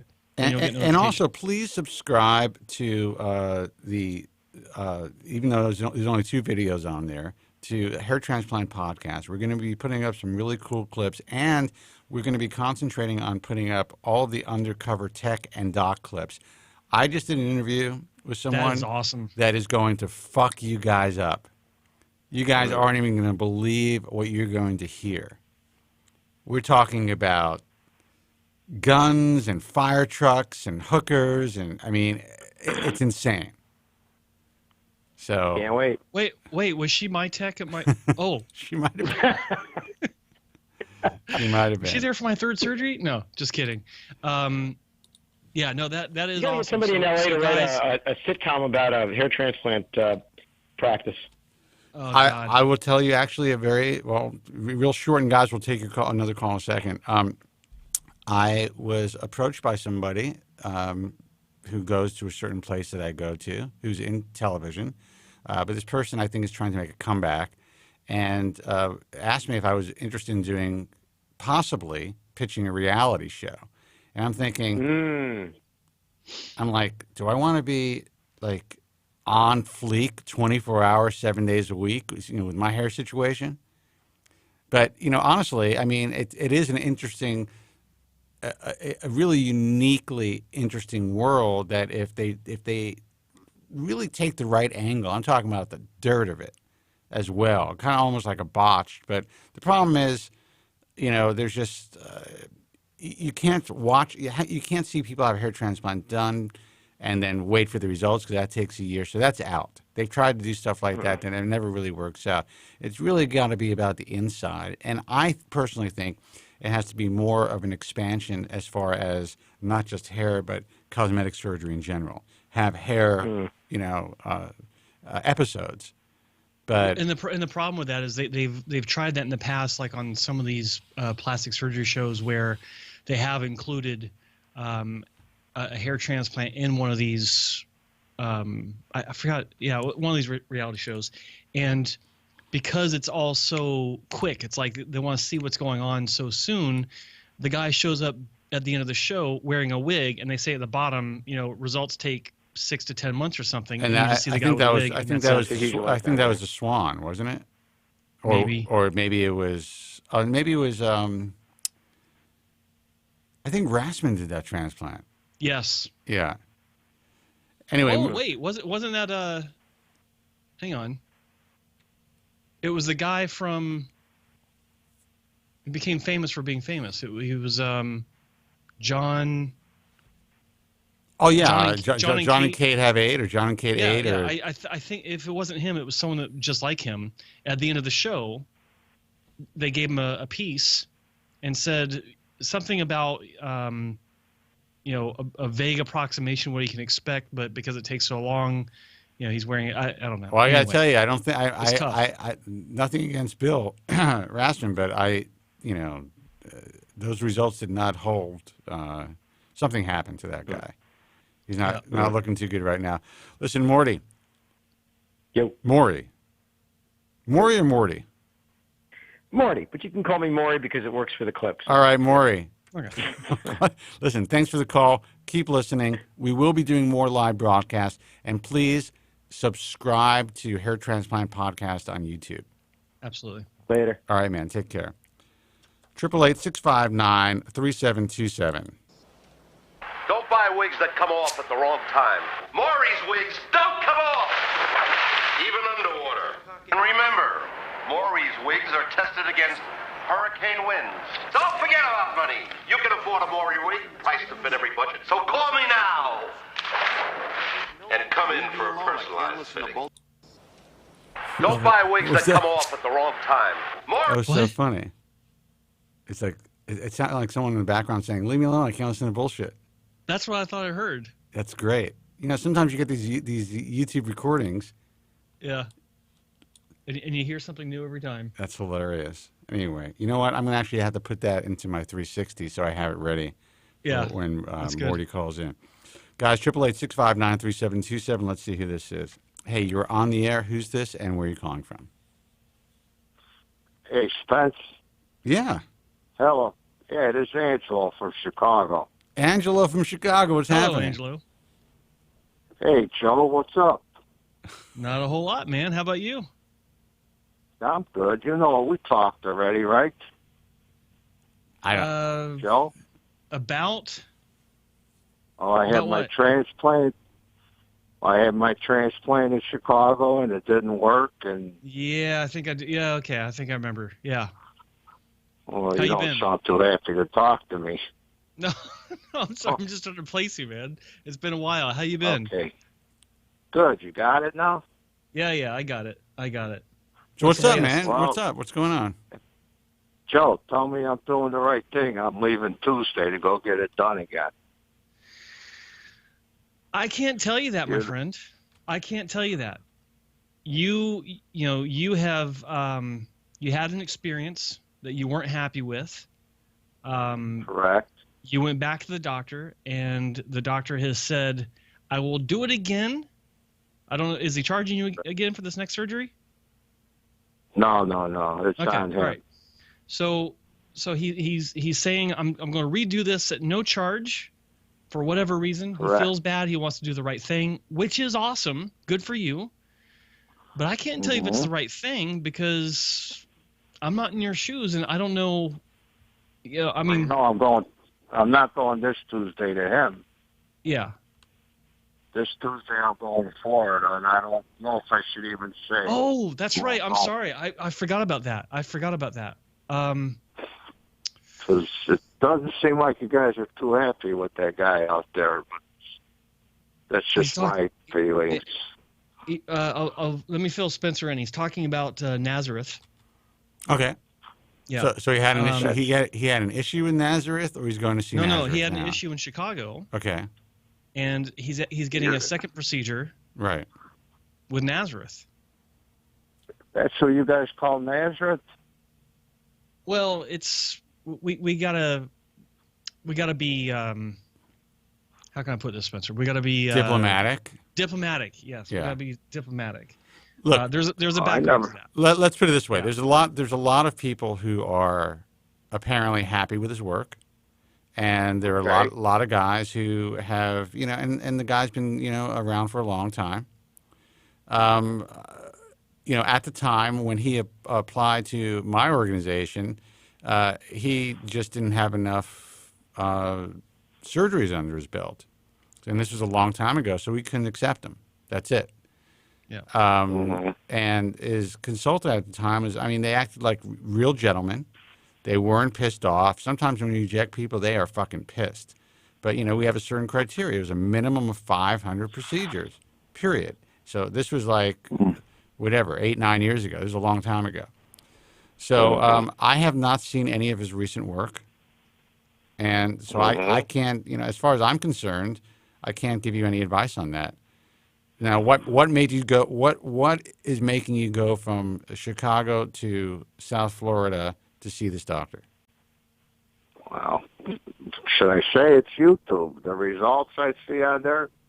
Maybe he sold me a bill of goods. I don't know, but his results are fantastic. Plus, he goes for the gold. I paid $10,000 for my surgery in Chicago. And Joe seen what I got. Yeah, and I'm trying to. Sorry, I'm trying to find your photos because I wanted to. My apologies. It's been a while since I've looked at them. Hold on just a second here. Look, here's the thing. Have you had a chance to see any of his patients in person? Have you had a chance to speak to any of his patients? That I didn't do, and shame on me. But I'm impulsive. When I get my mind into something that I want to get done, I do it. Yeah. Well, you know what? I mean, is that the way you were for your last surgery? I kind of studied it, and I went for the FUE, and I don't see where you get the results from there now. You know, I might have. Well, I mean, you can get great results from FUE, but you know, you may not have. Unfortunately, the physician and the clinic may have had a bad day.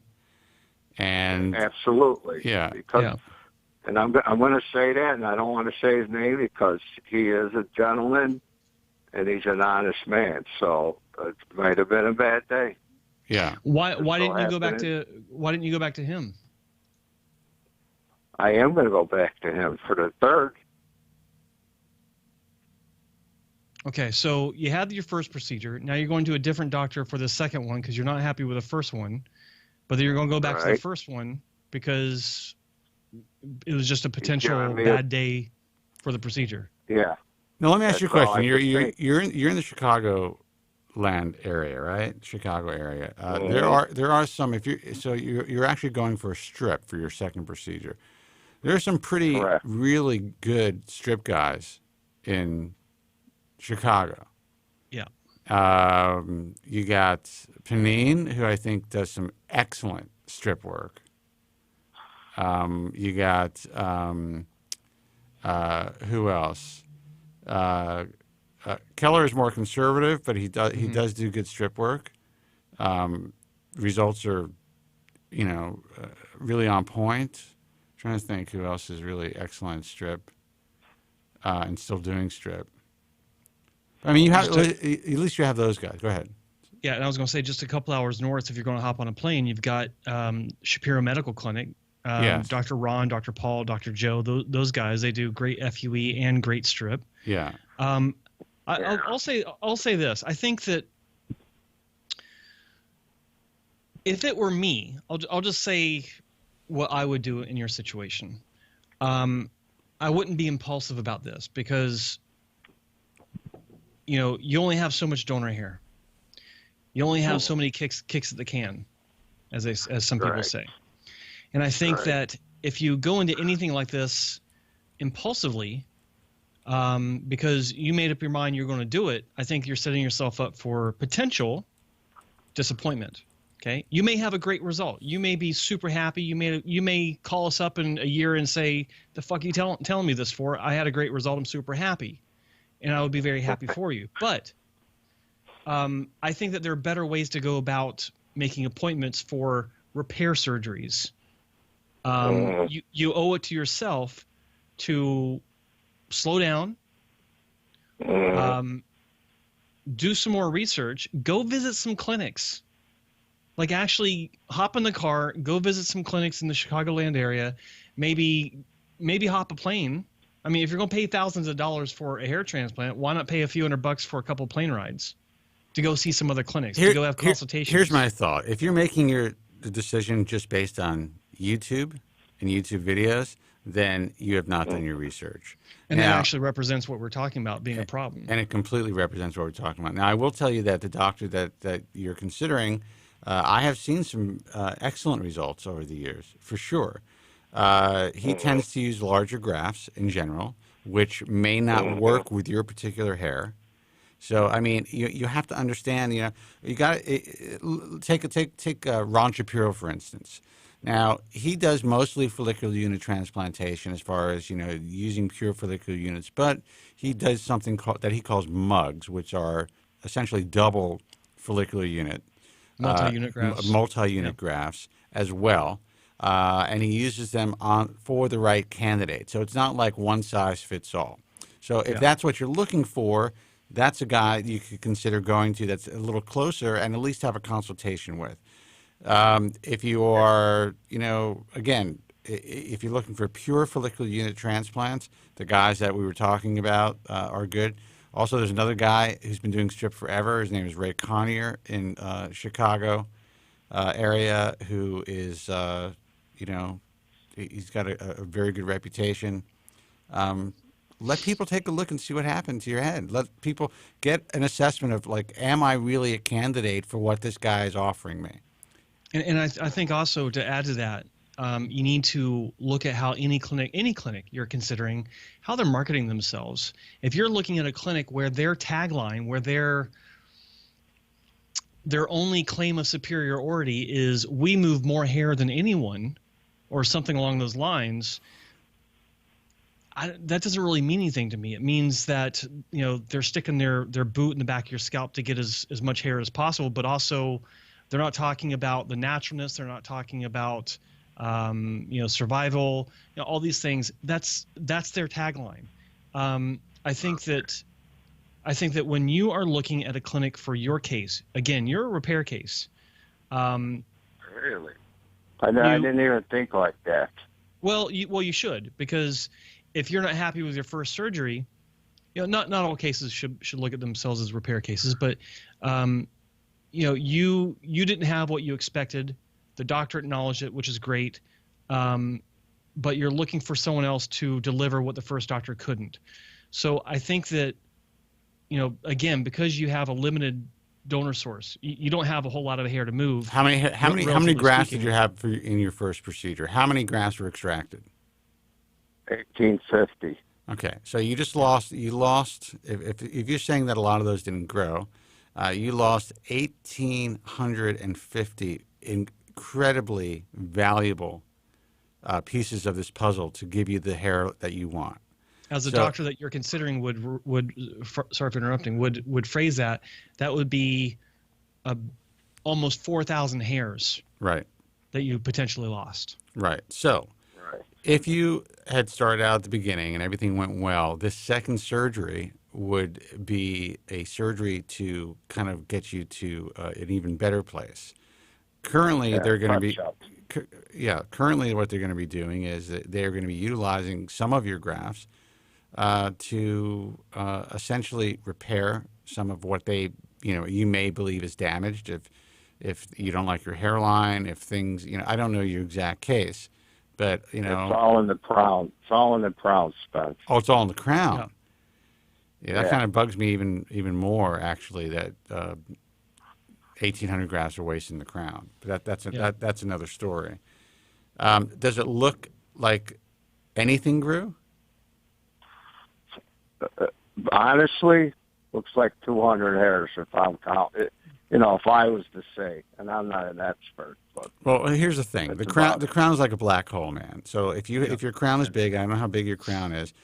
I mean, it's bad. It's bad. You could use. I mean, you can end up using 4,000 grafts in the crown and still not be happy, even if they all grew. Still have a thinning appearance depending on how big your head is and how big that crown baldness is. Some guys have huge fucking heads, and I'm not just talking about Tillman, So actually, that's just actually Tillman's is more metaphorical. So, but kind of Neanderthal.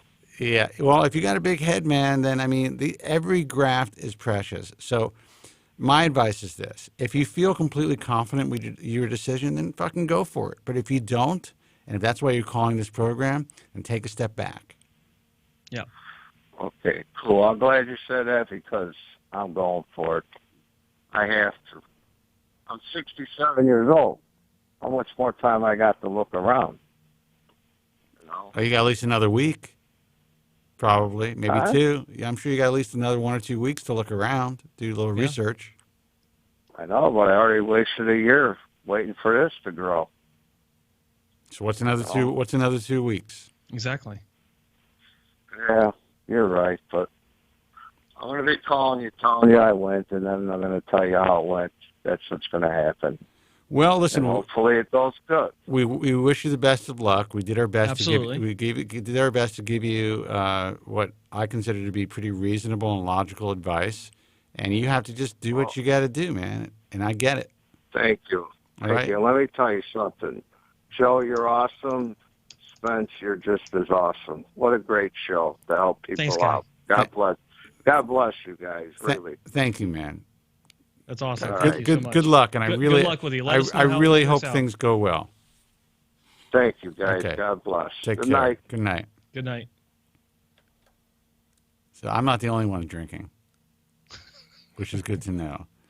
It took me a minute, but he's a good guy. No, and I wish him. I really, dude, if you're still listening, I really wish you the best of luck, man. I mean, you still have time, but if you feel like if you know, sometimes in life you got to go with your gut, and if your gut is telling you this is the right move for you, I mean, I guess who are we to say anything? Yeah, well, that's the thing is, people are going to do what they're going to do. And I mean, this is exactly what we were talking about earlier. YouTube guys, and you can't talk sense into some people. Well, I'm just thrilled that I'm just as awesome as Joe, first of all. Well, and you should be. Let's take a phone call. He's such a great guy. Oh, wow, now everything's lit up. Let's see how long they've been waiting. Hey, man, you're on the air. Who's this, and where are you calling from? Hey, man. Hello. Hello. Yeah, hey, what's going on? Hey, this is Brent. Hi, Brent. Where are you calling from? Hello, Brent. I'm calling from Phoenix, Arizona, Scottsdale. Awesome, man. How's the weather? It's warming up a little bit, but at least the snowbirds are leaving. Yeah. Gotta hate those snowbirds. They're coming back up here. Yeah, really. So what's going on? Well, I've been watching you guys for like the last, month or so. I'm really glad, I'm really happy about what you guys do for guys out there. It's really awesome. Oh, thank you for that. Yeah. So I guess I can tell you a little bit about myself. Yeah, please.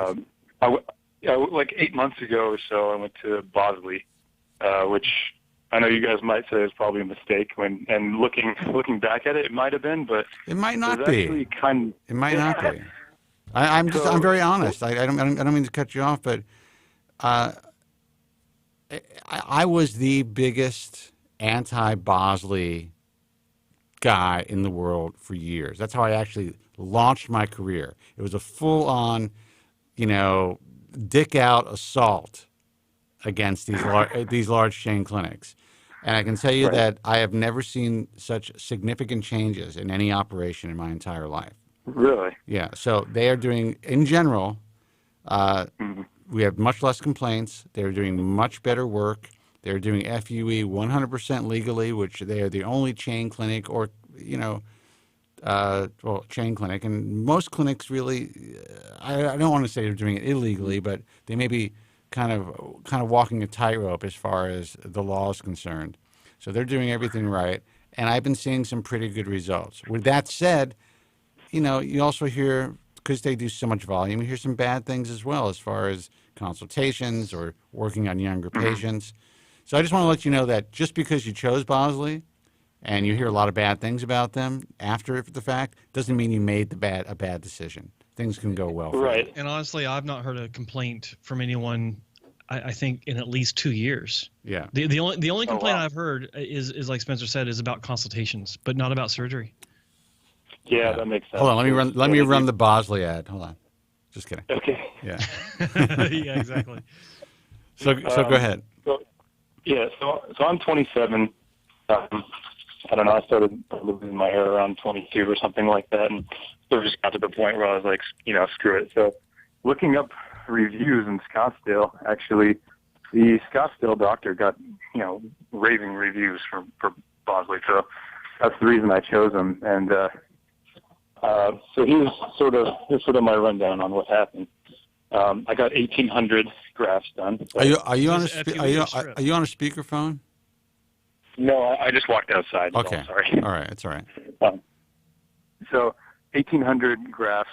I wasn't totally bald or anything like that. It's just really was thinning on the front and just getting to the point where I really couldn't style it or do anything with it. Did you have a strip or FUE? FUE. Okay.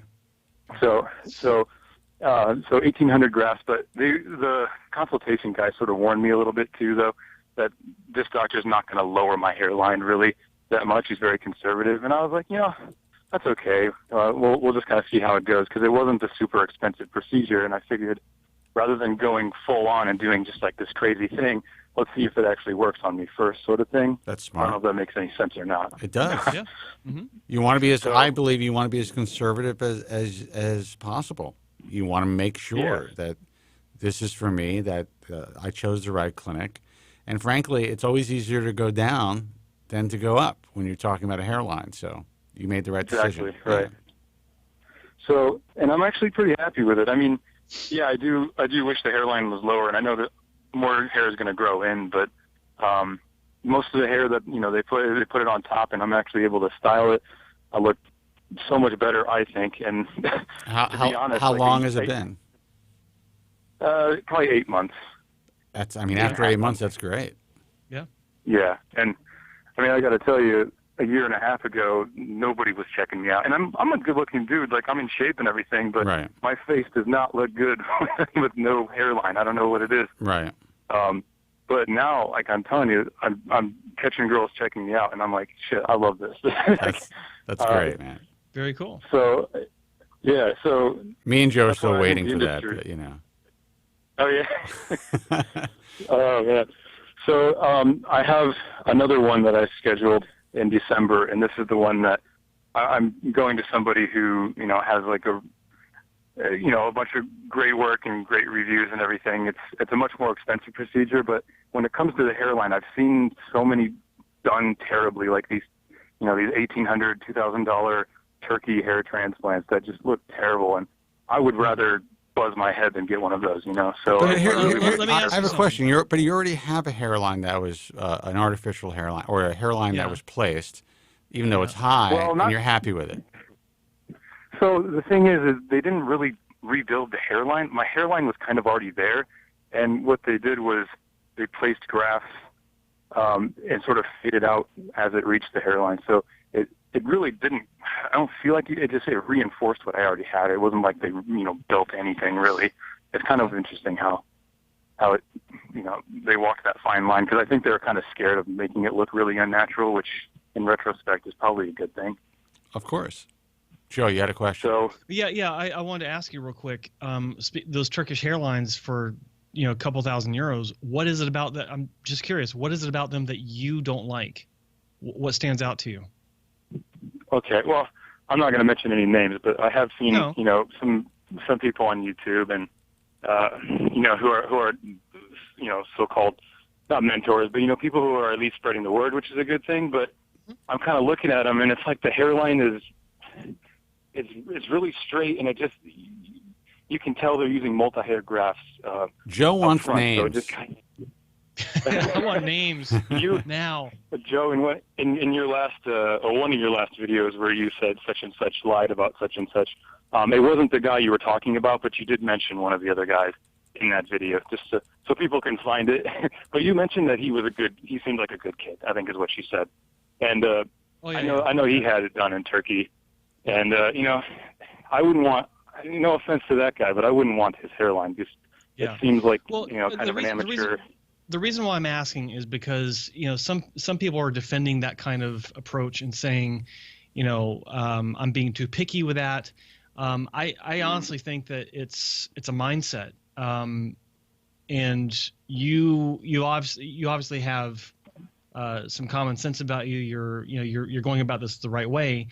So I thought it was interesting to get your take on this, because for you to say that you don't want to go through that with one of these Turkish doctors, it's telling. And for you to vocalize what I was talking about, I didn't prep you for this, but for you to nail down the exact reasons or some of the exact reasons I was talking about, right, is cool. I mean, I'm glad that you recognize that because it is important, and that puts a lot of pressure on your upcoming doctor.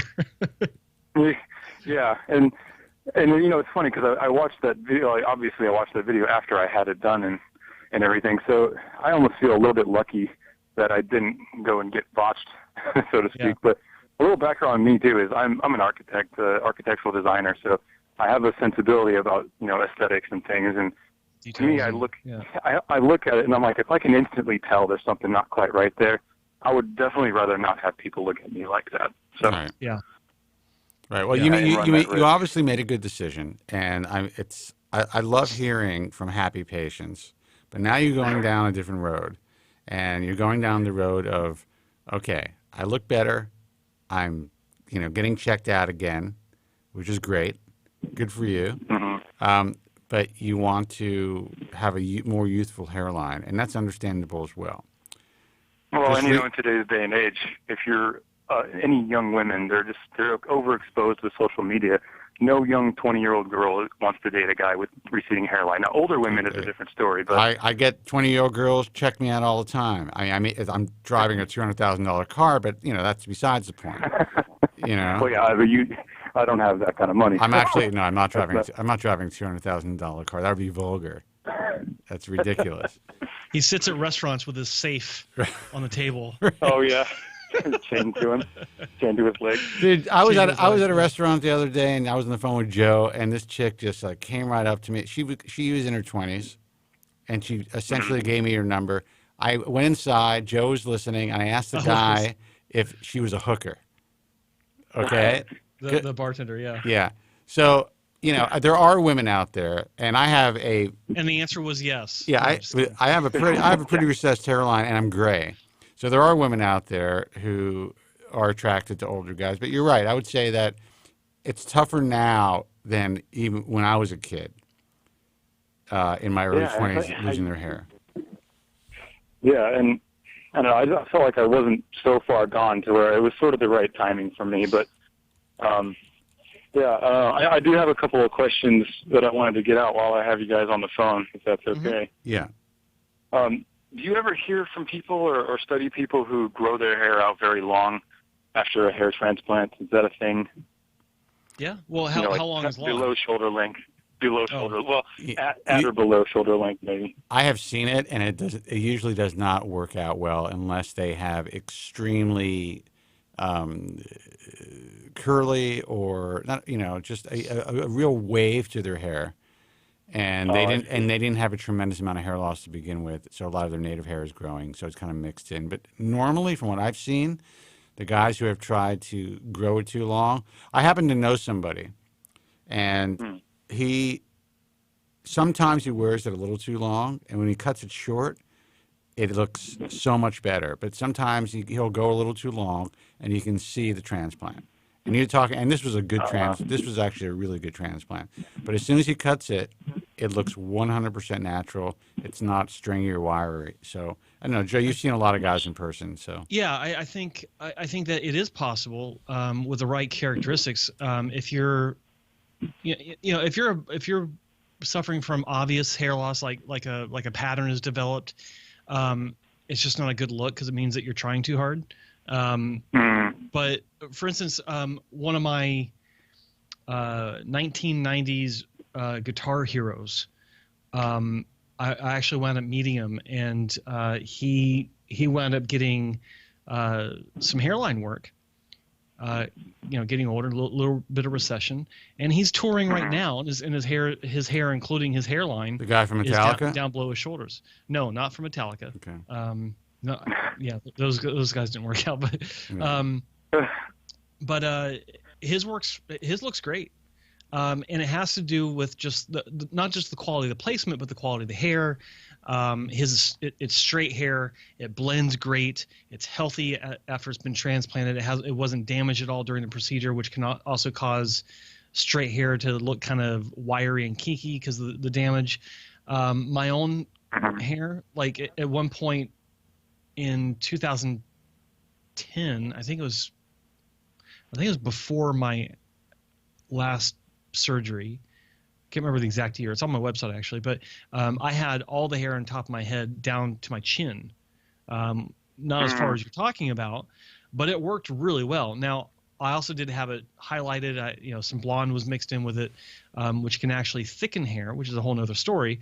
But it worked. It worked. I had fun with it. It was just something I've always wanted to do since I got my hair back, and I did it, and it worked. But it just depends. Don't color your hair, dude. Just. Well, now I can't. Don't do that. No, it's now I look like I'm trying too hard. But I was still young enough to do it. Yeah. But yeah. I mean, maybe. I mean, for you, I can't say. Maybe. Yeah. Right. But you have to have the density. You can't do it with thin hair because it just looks like you're sick. Yeah. Right. Yeah, and that's why I'm going to the person I'm going to next, is because I know I want that, the density, or at least as much as I can, because I definitely don't want to go in and have a third one. Are you going to the Hairline King, TM? The Hairline King? Yeah. Who's that? TM. That's a no. TM? Yeah. Well, it's trademarked. This guy has a trademark, says the Hairline King. No. But he's actually happens to be an excellent hair transplant surgeon. I just always get a kick out of that Hairline King TM. Yeah, no, I haven't even heard of that. So, yeah. What city's your doctor? Who are you going to? I'm going to San Francisco, Dr. Deep. I've never heard you guys talk about him, so I figured I'd call in and get your opinion. Yeah. I think Joe has some opinions. I don't really. Let's put it this way. He has never sent in any images for a full application to the IAHRS, so I don't have a lot to work off of. Oh, that's kind of what I figured, because if he wasn't a part of that organization, it would make a lot of sense why he's not talked about a lot, at least on the show. Well, yeah, absolutely. That's one reason. Yeah. And one reason. But we talk about you went to Bosley. We talk about Bosley all the time, and I'm starting to defend them, and they're not part of what we do. So Okay. I don't have anything to say negative about Dr. Deep except I'm not a fan of some of the stuff that I see being presented on YouTube. Not necessarily the results, but just the way that they're being presented. Joe's made some comments before on that as well. Yeah. I don't get the impression that and I could be completely wrong. I mean this isn't like an absolute, but hearing him speak and the way that he does his presentation, it reminds me of people I've dealt with in my life that hear you when you talk to them, but they don't particularly listen to you. They don't process what you're saying and apply it to to the situation at hand. So I could be wrong, but and there's some other things I've heard behind the scenes, which it's not fair for me to repeat because it's hearsay, people talking to me. But I mean, he's got happy patients, no question about it. But I think that, and of course, he has unhappy patients, as every doctor does. Yeah, I actually read some. I read some reviews. But he's not the guy with the prosthetic hand, is he? I'm just kidding. No, the prosthetic eye. He's got a prosthetic eye. Yeah. I think that I think that with any doctor, you need to make sure that you've done your research and look into, not just whether or not they got bad results, but to look at the cases of bad results if you can find them. Look at the details of them. Like what was it that that didn't go so well? Why did it go south? And what did he do to deal with it? How did he deal with the patient after the fact? I think that's I think I tell you, fucking consider. YouTube, man. Though I mean, this is exactly what we're talking about. I mean, yeah, we really got to get our shit out there more. I'm telling you, because it is powerful. Yeah, that's the thing is, I mean, I know that it's kind of half skill. I think where he's coming from, and half also he's just marketing himself in a way that it seems to be working really well for him. Isn't he the guy that when he's showing a before and after, he has a picture printed out in his hand of the before, while the guys. Most of the ones that I've seen, he's got a laptop open next to it, and he goes from the laptop over to current where they are. Why does he just put the picture in the actual video? I never understood that. It's like, I think he just doesn't know how to edit videos very well. That could be it. Yeah. No slam on him. I just thought it was kind of funny. But yeah. Look, By the way, Joe, your videos are great. The editing is spectacular. Thank you. I work hard on that. Joe has a lot of talent. I can tell. I think I think if you feel comfortable with it, then by all means, do what you got to do. Yeah, I mean, how much? I don't want to harp on him or anything, but like, how much research did you do looking into him? Was it strictly through YouTube? Did you talk to any patients? Are you scheduled?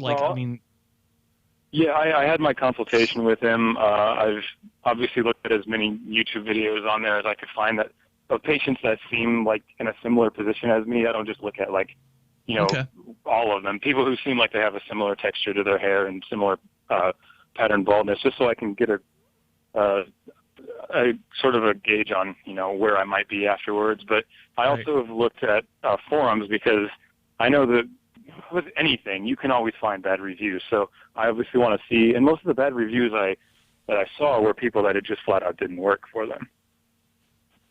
Okay. So, and I don't know if that's like a medical or skin condition or what it is. So, but other than that, everything was positive. There's so many different factors for hair transplant going wrong. I mean, it could have been the technicians that day were just not handling the grafts right. They may have been out of the body for too long. There could be, crushing issues. Yeah, I mean, whatever. They could be transected. Sorry, the David in the chat room says shitty production value could be seen as a virtue. Yeah. Oh, that's hilarious. Listen, anything can happen. But look, if you feel confident, if you feel like you've done enough research, then fuck it, man. You just gotta go with your gut. Like I always tell people, there is no reason why Dr. Deep is not like he was not accepted into the IAHRS or anything like that. Okay, that's good to know. Yeah, so I can't say, hey, we rejected Dr. Deep. Has not sent in.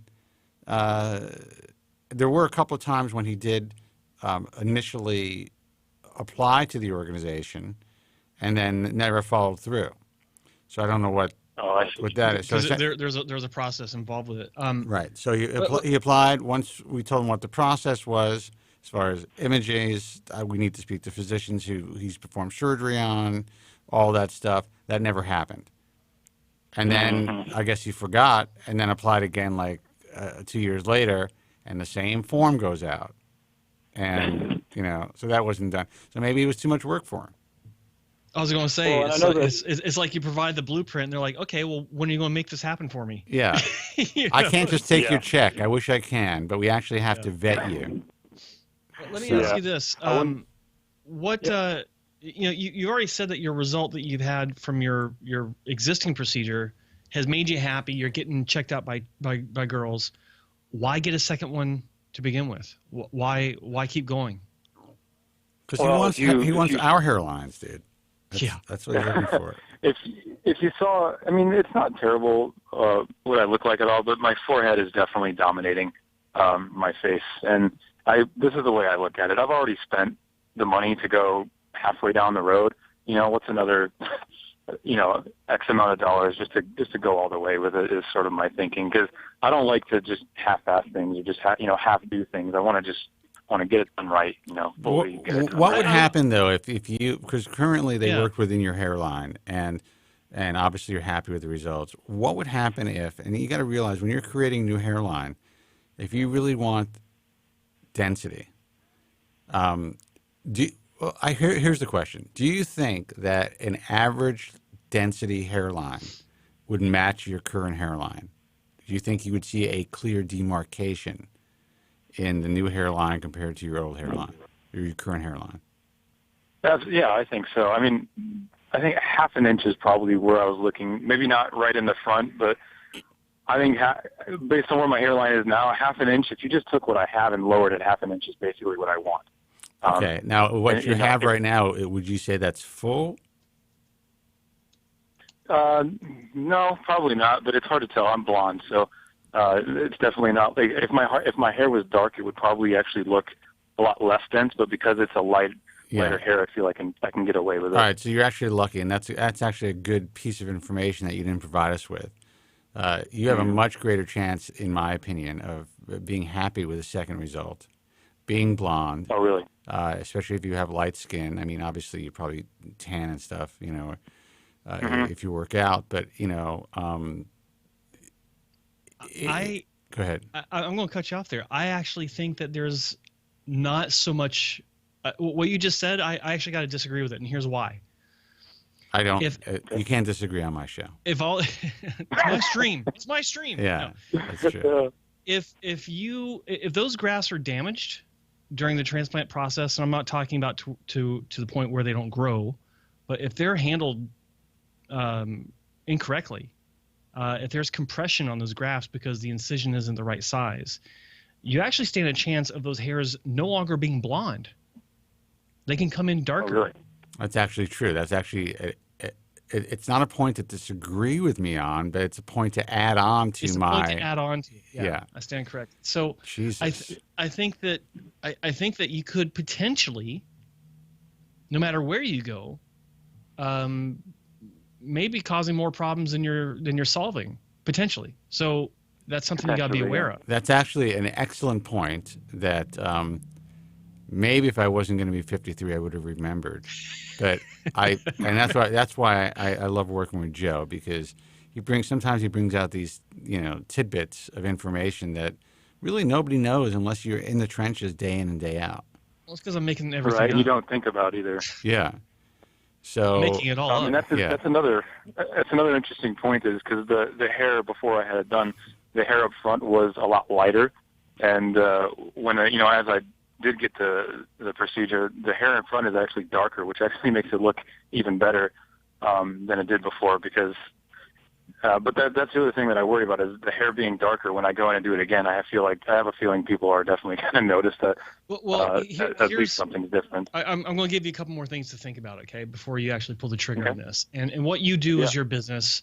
By the way, I'm cutting off the show at 7:30, man, because I got to get out of here. Oh God, yeah, So guys, we have too much fun. Yeah. We'll take one more call after this, but let's make this as quick as possible. Jeff. Some things to consider. Okay, so you're talking about lowering your hairline. This means that we're going into virgin tissue that doesn't have hair growing in it currently. Is that correct?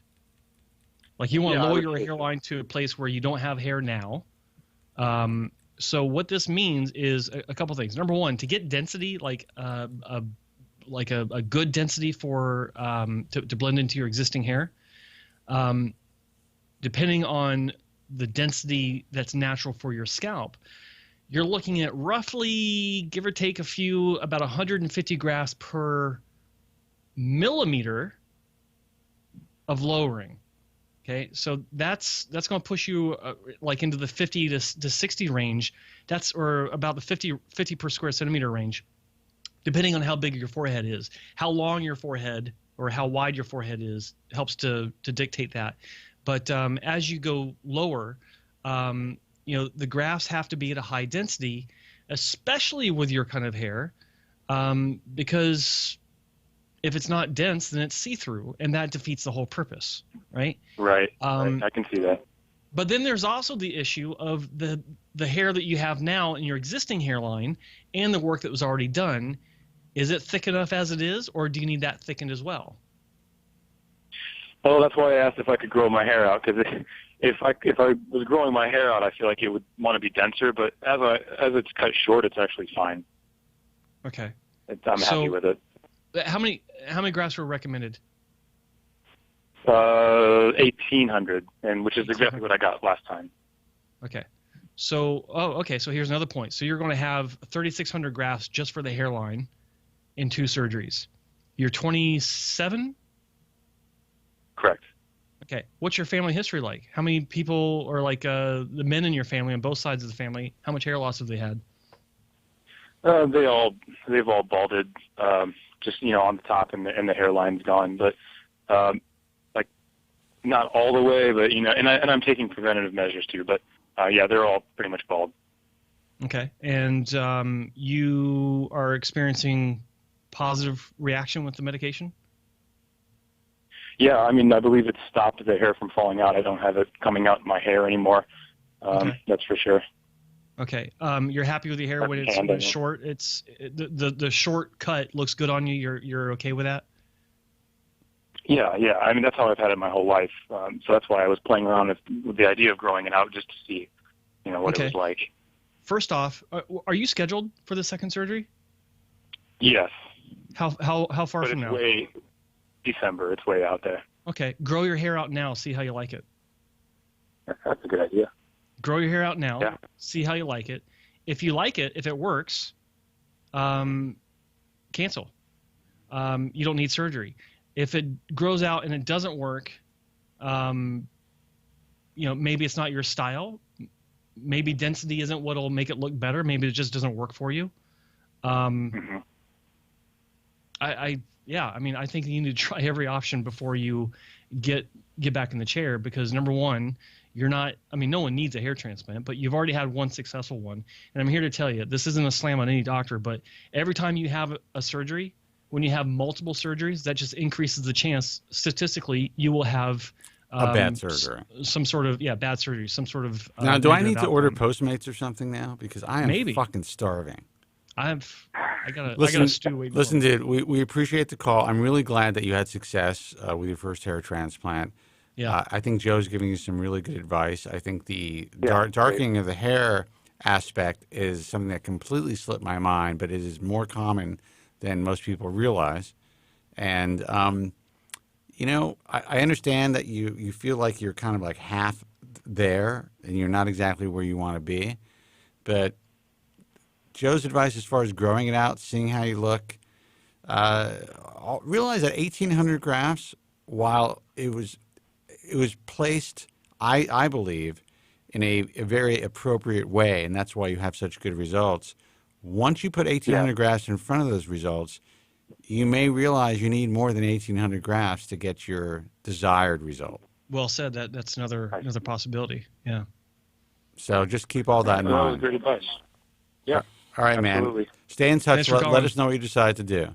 Yeah, exactly. Absolutely. Okay. Thank you guys so much for your time. You got it. Take care. All right, we're going to take this last call, and then I got to eat because I'm going to pass out. Hey, man, you're on the air. Who's this, and where are you calling from? This is Warren from Honolulu, Hawaii. Warren from Honolulu. Warren. Welcome.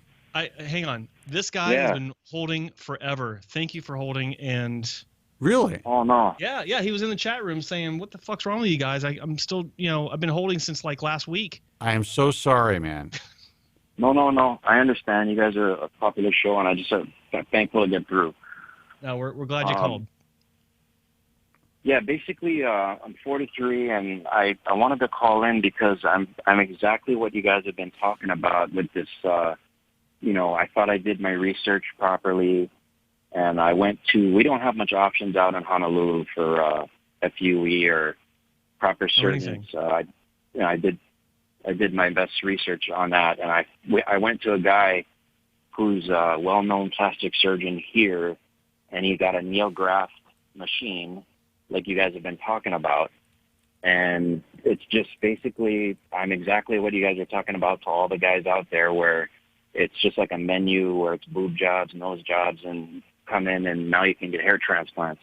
I thought I did my research well enough, and I ended up spending $12,000 for 3,000 grafts. And technicians did it. I thought he was going to do it. So on the surgery of the day, it was 2 girls they flew in.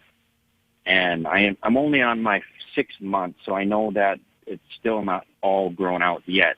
Right. Mm-hmm. But it's basically, it doesn't look that great. I have to topic the crap out of it for it to look nice. Now would you I have a question for you. So during your consultation, sure. Obviously you did your research based on, and you based your decision on the doctor's credentials, correct? Right. And were you told at all during the consultation? Well, let me ask you this: A, did you have a consultation with a counselor or a salesperson? Or did you have the consultation with the doctor? Well, first it started with their counselor or person that's in there that talks to everybody, and then I talked to the doctor, and he looked at my donor hairline, and I actually had a really great donor area because I was pretty bald. The vertex was pretty much goners, and front was basically, I had the reservoir thing in the front, that the forelock, and the rest of it was gone. So, I was shaving my head for almost 15, 20 years, and I looked good. I was, complimented on it, and I could have rocked it. It's just that, deep in my heart, I always wanted my hair back. And I knew about FUE, and I thought it finally got to the island, so this was my chance. So I thought I'd, give it a shot. And I talked to the doc. He said my hairline was great. Donor site was great. And they said, we're going to try for 2,500 grafts. And if we're lucky, we'll get 3,000. Who knows? And we had a contract, and I signed it, and they said it would be 12,000 some odd bucks. And obviously I'm not the richest guy. I got baby twins, the only guy working. So I told him this is a one-shot deal for me. I'm not expecting a miracle. I'm just expecting just to have my front back and maybe a little bit in the back and a little bit of density, but I'm not expecting a full massive head of hair. Right. But I expected a little bit more than what I'm seeing. Of course, I know it's still early, but I'm a little bit nervous now because, I mean, at the 6 month, and if I don't put Topic and, cover the back, they even told me that they put enough in where the back would be covered, and I'm pretty sure they bullshitted me on that, because I had pretty much most of the grafts put in the front. There's a lot to this story. And I have to tell you that, when I hear this, it breaks my heart, and that's why I am not living on Hawaii right now with my feet up and just calling it a day, because I still have to stay in this industry, because no matter what we did over the last 20 years, it is getting worse by the day. Now, you said a couple of things. One, you were able to rock the bald look. So right there, that makes me feel bad, because you have that regret. You were able to live that way and have a successful life, and you made a decision to have surgery because you believed and you were sold on the idea that now hair transplants are not what they used to be. They are state of the art. We have these incredible devices or machines that perform these quasi or semi-automated procedures. They look 100% natural, and they're scarless. I'm sure you believe that as well, right? Right. Okay. Right. Yep. So I totally did. So that's what kills me about this, and this is why I'm still doing what I'm doing. With that said, we don't know what your final results are going to be until your final results. Right. And that could be another 6 months from now. Right. I have one more question. I'm going to let Joe jump in. Did the doctor at any time ever tell you that he would not be part of this procedure? Basically, he told me that there's going to be. He mentioned that there'd be a tech flown in, but he presented it as if he would be there with them doing the procedure. That's how I thought. Like they would be assisting him. And that wasn't the case. But it was just them. Yeah, because he probably kept using he probably kept using the reference, "We will do this, we will do that," type of thing, right? Right. But he presented it as if he was going to be there doing the surgery and they're assisting him. So I was a little bit worried when I saw these two younger ladies coming in, and I'm, where's the doc? I mean, he came in and talked to me, of course, and then later on checked in throughout the day, but it was them doing it the whole time. And of course, they might have been very skilled. I mean, the girl said she's done celebrities in L.A., and I don't know, but they said they've done hundreds of people. Look, a lot of these girls are very, very good at what they do, and I have somebody who I've been interviewing and speaking with, and who helped me out with a talk that I did, who's actually willing to talk about the horror stories, and now I have a bunch of technicians who are willing to come out because some of the girls are willing to tell what goes on. And essentially, during this interview, which I'm going to put out a segment, maybe by tomorrow we'll put it on Hair Loss Podcast. Hair Transplant Podcast. I'm sorry, Hair Transplant Podcast on YouTube. So subscribe to that. Essentially saying that the majority of the doctors now that she is working with or for have no clue what they're doing.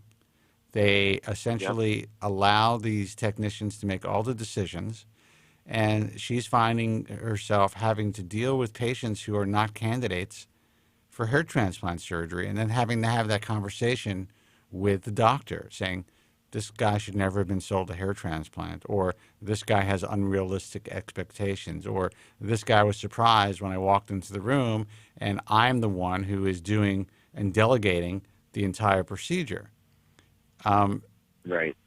As you were. So, and again, I just want the person that I'm speaking with happens to be very skilled. So if I were to lay down and have an FUE with somebody, I would let her do my work. So you may have lucked out and had some skilled technicians. But I can understand where the experience I can understand where the experience is scary though. But what pissed me off further, I wanted to just mention real quick before I forget, is we had a set price. I explained to them that I got to take out a loan to do this. This is a big life thing for me. I can't do another surgery.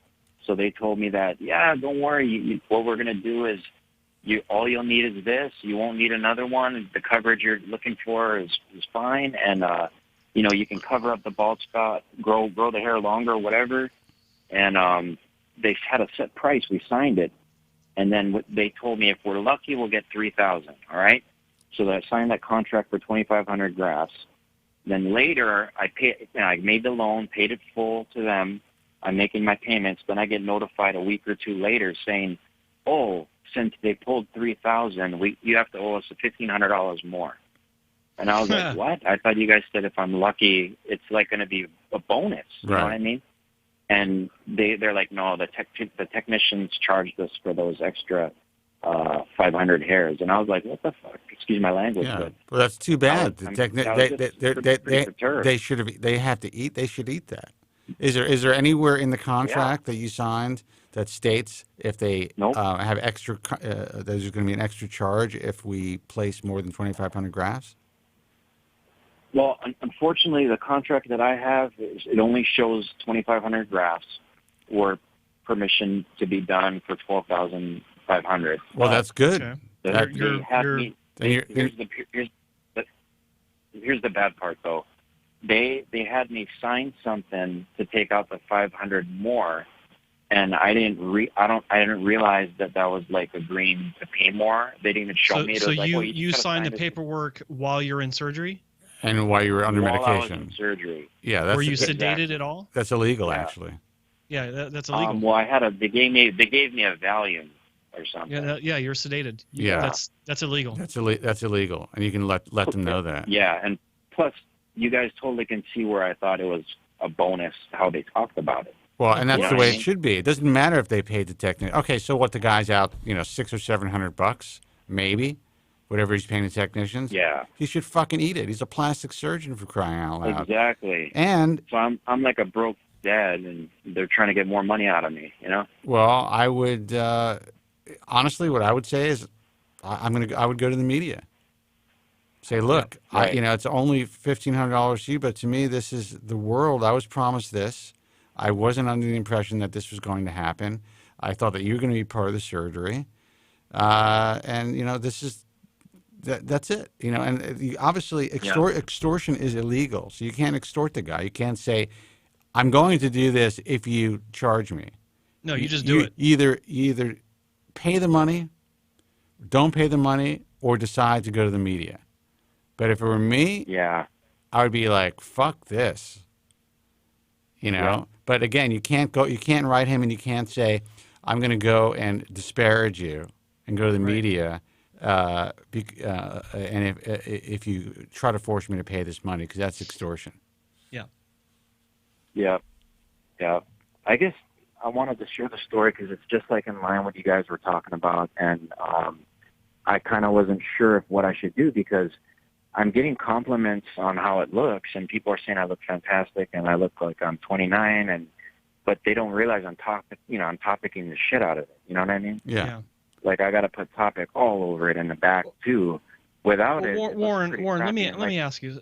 Sorry to interrupt, but I need to back up. You mentioned this before, but I didn't quite hear it. How extensive was your hair loss? Like, did they tell you where you are on the Norwood hair loss chart pattern?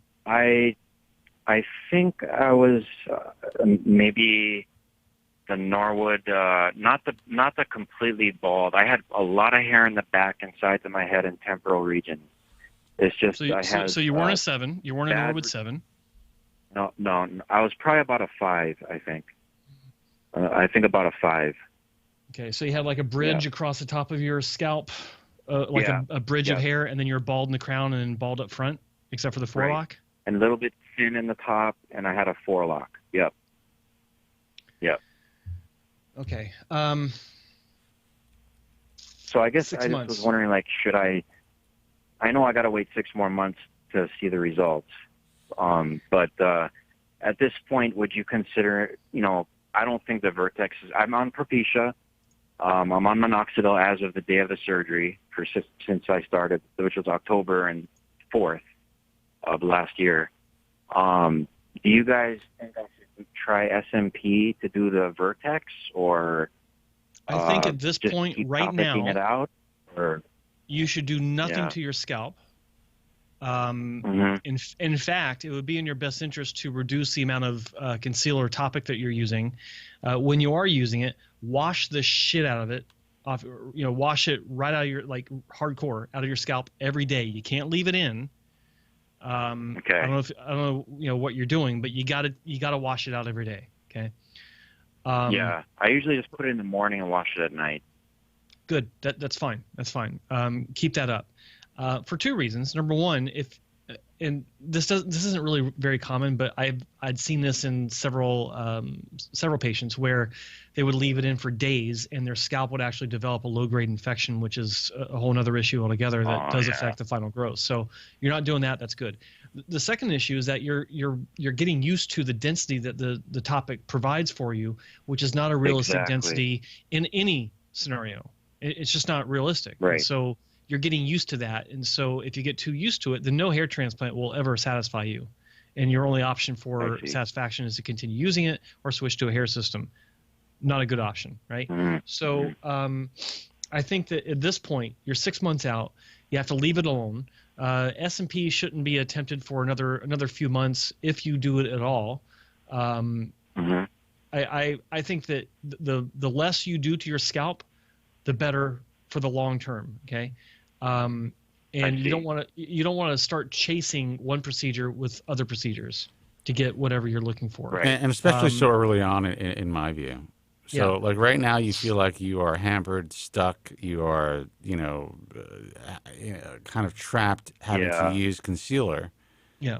And that sucks. I mean, I choose to use concealer, and but I also chose not to have a hair transplant, and for various reasons. Obviously, I just never felt that really not a candidate, and maybe I am in the crown at this point, but I'm not a big fan of getting a crown transplant. But anyway, that's besides the point. The point that you are at right now, and Joe's really correct, is a stop and see what's going on. I was going to say stop, drop, and roll. Stop and see what's going on. Give it another 6 months. See where you're at. You actually may be happier than you think in 6 months, depending on how much more growth you get. True. Yeah. I guess I just everybody at work and all my buddies see me with this topic and they think it's a wonderful, fantastic, miracle hair job. So when I don't have it in, it's quite a big bald spot in the back and it's quite thin in the top. So I guess I just got to eat that part and just not do that anymore.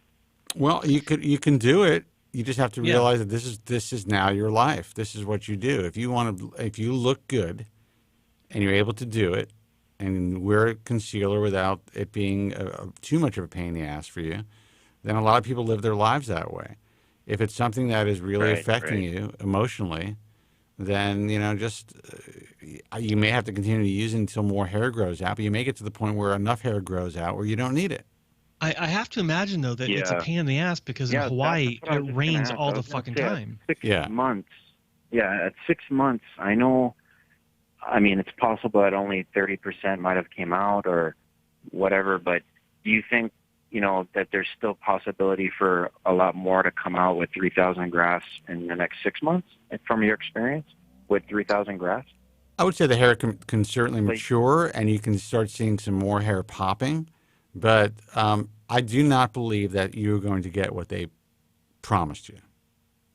In my opinion, I would agree with that one because the numbers don't compute for Norwood 5. Right. You need more hair for Norwood 5 to have the elimination. Well, honestly, for Norwood 5, you need a lot more hair for it to disappear, as he said, which I would say is impossible for a lot of people. I would say a minimum, and you have to have the right hair density, right skin characteristics, hair, the right hair to scalp contrast. 6,000 grafts for Norwood 5 to really have that type of coverage that at least the way that you described what they said they can offer you. I don't know if you agree with that, Joe. Yeah, a minimum. I think that would be a safer ballpark. My concern for you is, we're back on this concealer thing, but topic, concealers in general. You're in Hawaii, so you get surprise rainstorms that last for 20 minutes and disappear, and they're heavy. Yeah. How do you deal with that? Because topic is not good for rain. It happened to me. It happened to me yesterday. Yeah.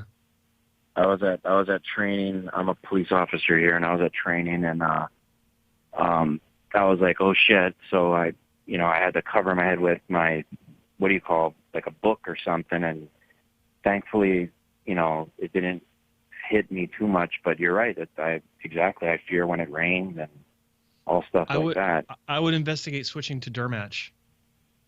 It stands up to rain better. I tried the Dermatch, and oddly enough, when I try to put it on in the Vertex, it just doesn't seem to look right, or it can look chalky. It really depends on how you use it, But listen, man, I'm sorry that you had to hold for so long, but we're going to call it a night. I hope we were able to answer all of your questions. One more fast question? Or Yeah, go ahead. Real, one last one. Absolutely. Thanks, guys.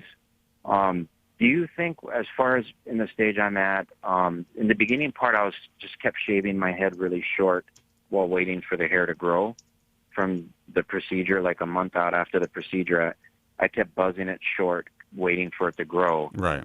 Do you think, Joe and Spence, at this time, should I buzz it short, like a number 1 or 2 again? How does not a good idea? How does the donor look right now when you buzz it? How's the scarring? The scarring doesn't look too bad, because I was able to clip it down to a 1, and nobody could see any scars in the back of my head. Well, then I would say if you want to have that option, then why not? Yeah. I guess I was just worried about, like, if I cut it, now it'll take so long to grow out and have the density to mature. That's what I was worried about. Well, it's not going to change. It's not going to change the way that it grows out. It's just going to change the way that it looks. Yeah, it's not. You're going to affect the density. You're not going to affect the health of the grafts. You're not going to damage anything. I was shaving my head to a 1 guard like 2 weeks after my surgeries. So, yeah, it's not a problem. In fact, that might be your answer moving forward. If after a few more months this doesn't work out the way you want, if you can pull off a buzz look, then you might be getting out of this in a better position than you may realize. Exactly. You'll be free of the concealer. With buzzed head with a stubble looks good, and it looks like in some cases it looks like you got more hair than you really do.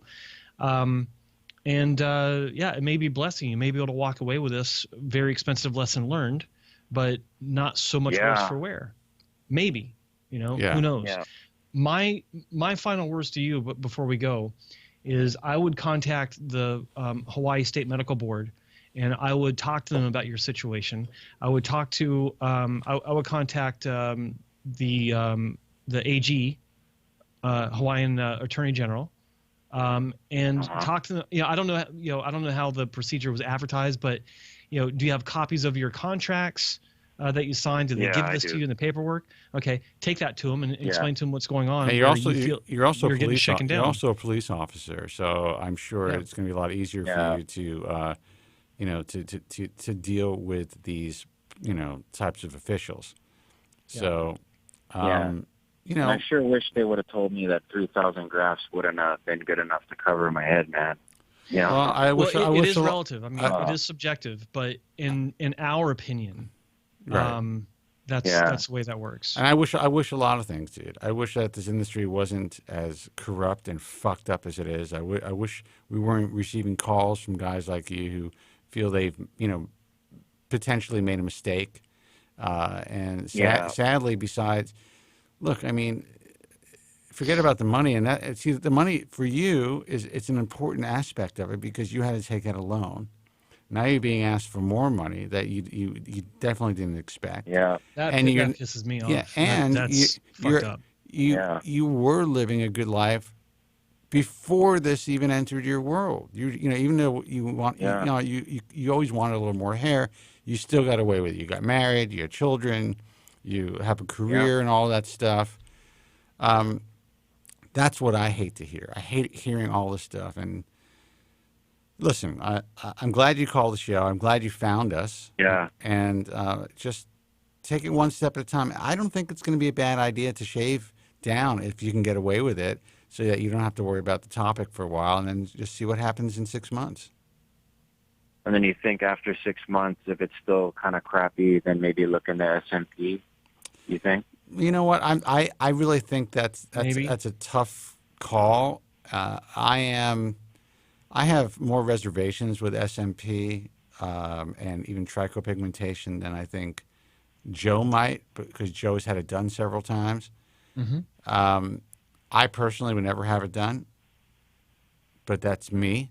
But I have seen some really good. I have seen some really good results. Like, I'd rather wear makeup on my head than have my scalp tattooed in any way.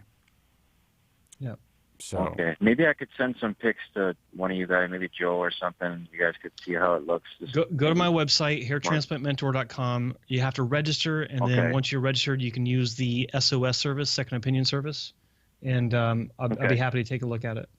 All right, man. Listen, we got to go. Thank you guys. We wish you the best so of much luck. for taking my call. Oh, you got it. Yeah, thanks for calling. Good luck. Okay. Take care. Bye-bye. Bye-bye. All right, guys, we got to wrap it up. Good show. Thank you, guys. I'm fucking starving. I can't believe almost another 3 hours. I'm in the mood for Chinese food. I'm in the mood for a beer. Yeah. Oh, I'm going to have probably a couple more beers.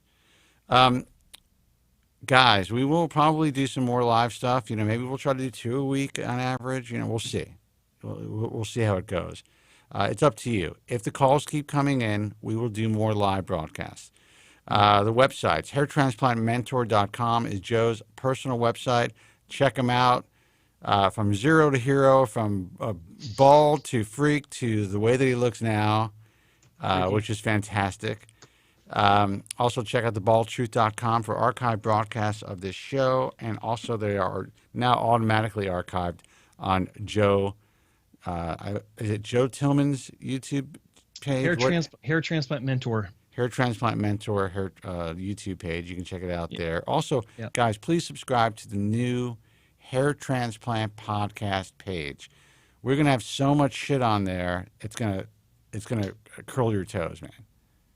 The link is in the chat room area for Hair Transplant Podcast on YouTube. I want to take just a moment to give a shout out to hairlossexperiences.com.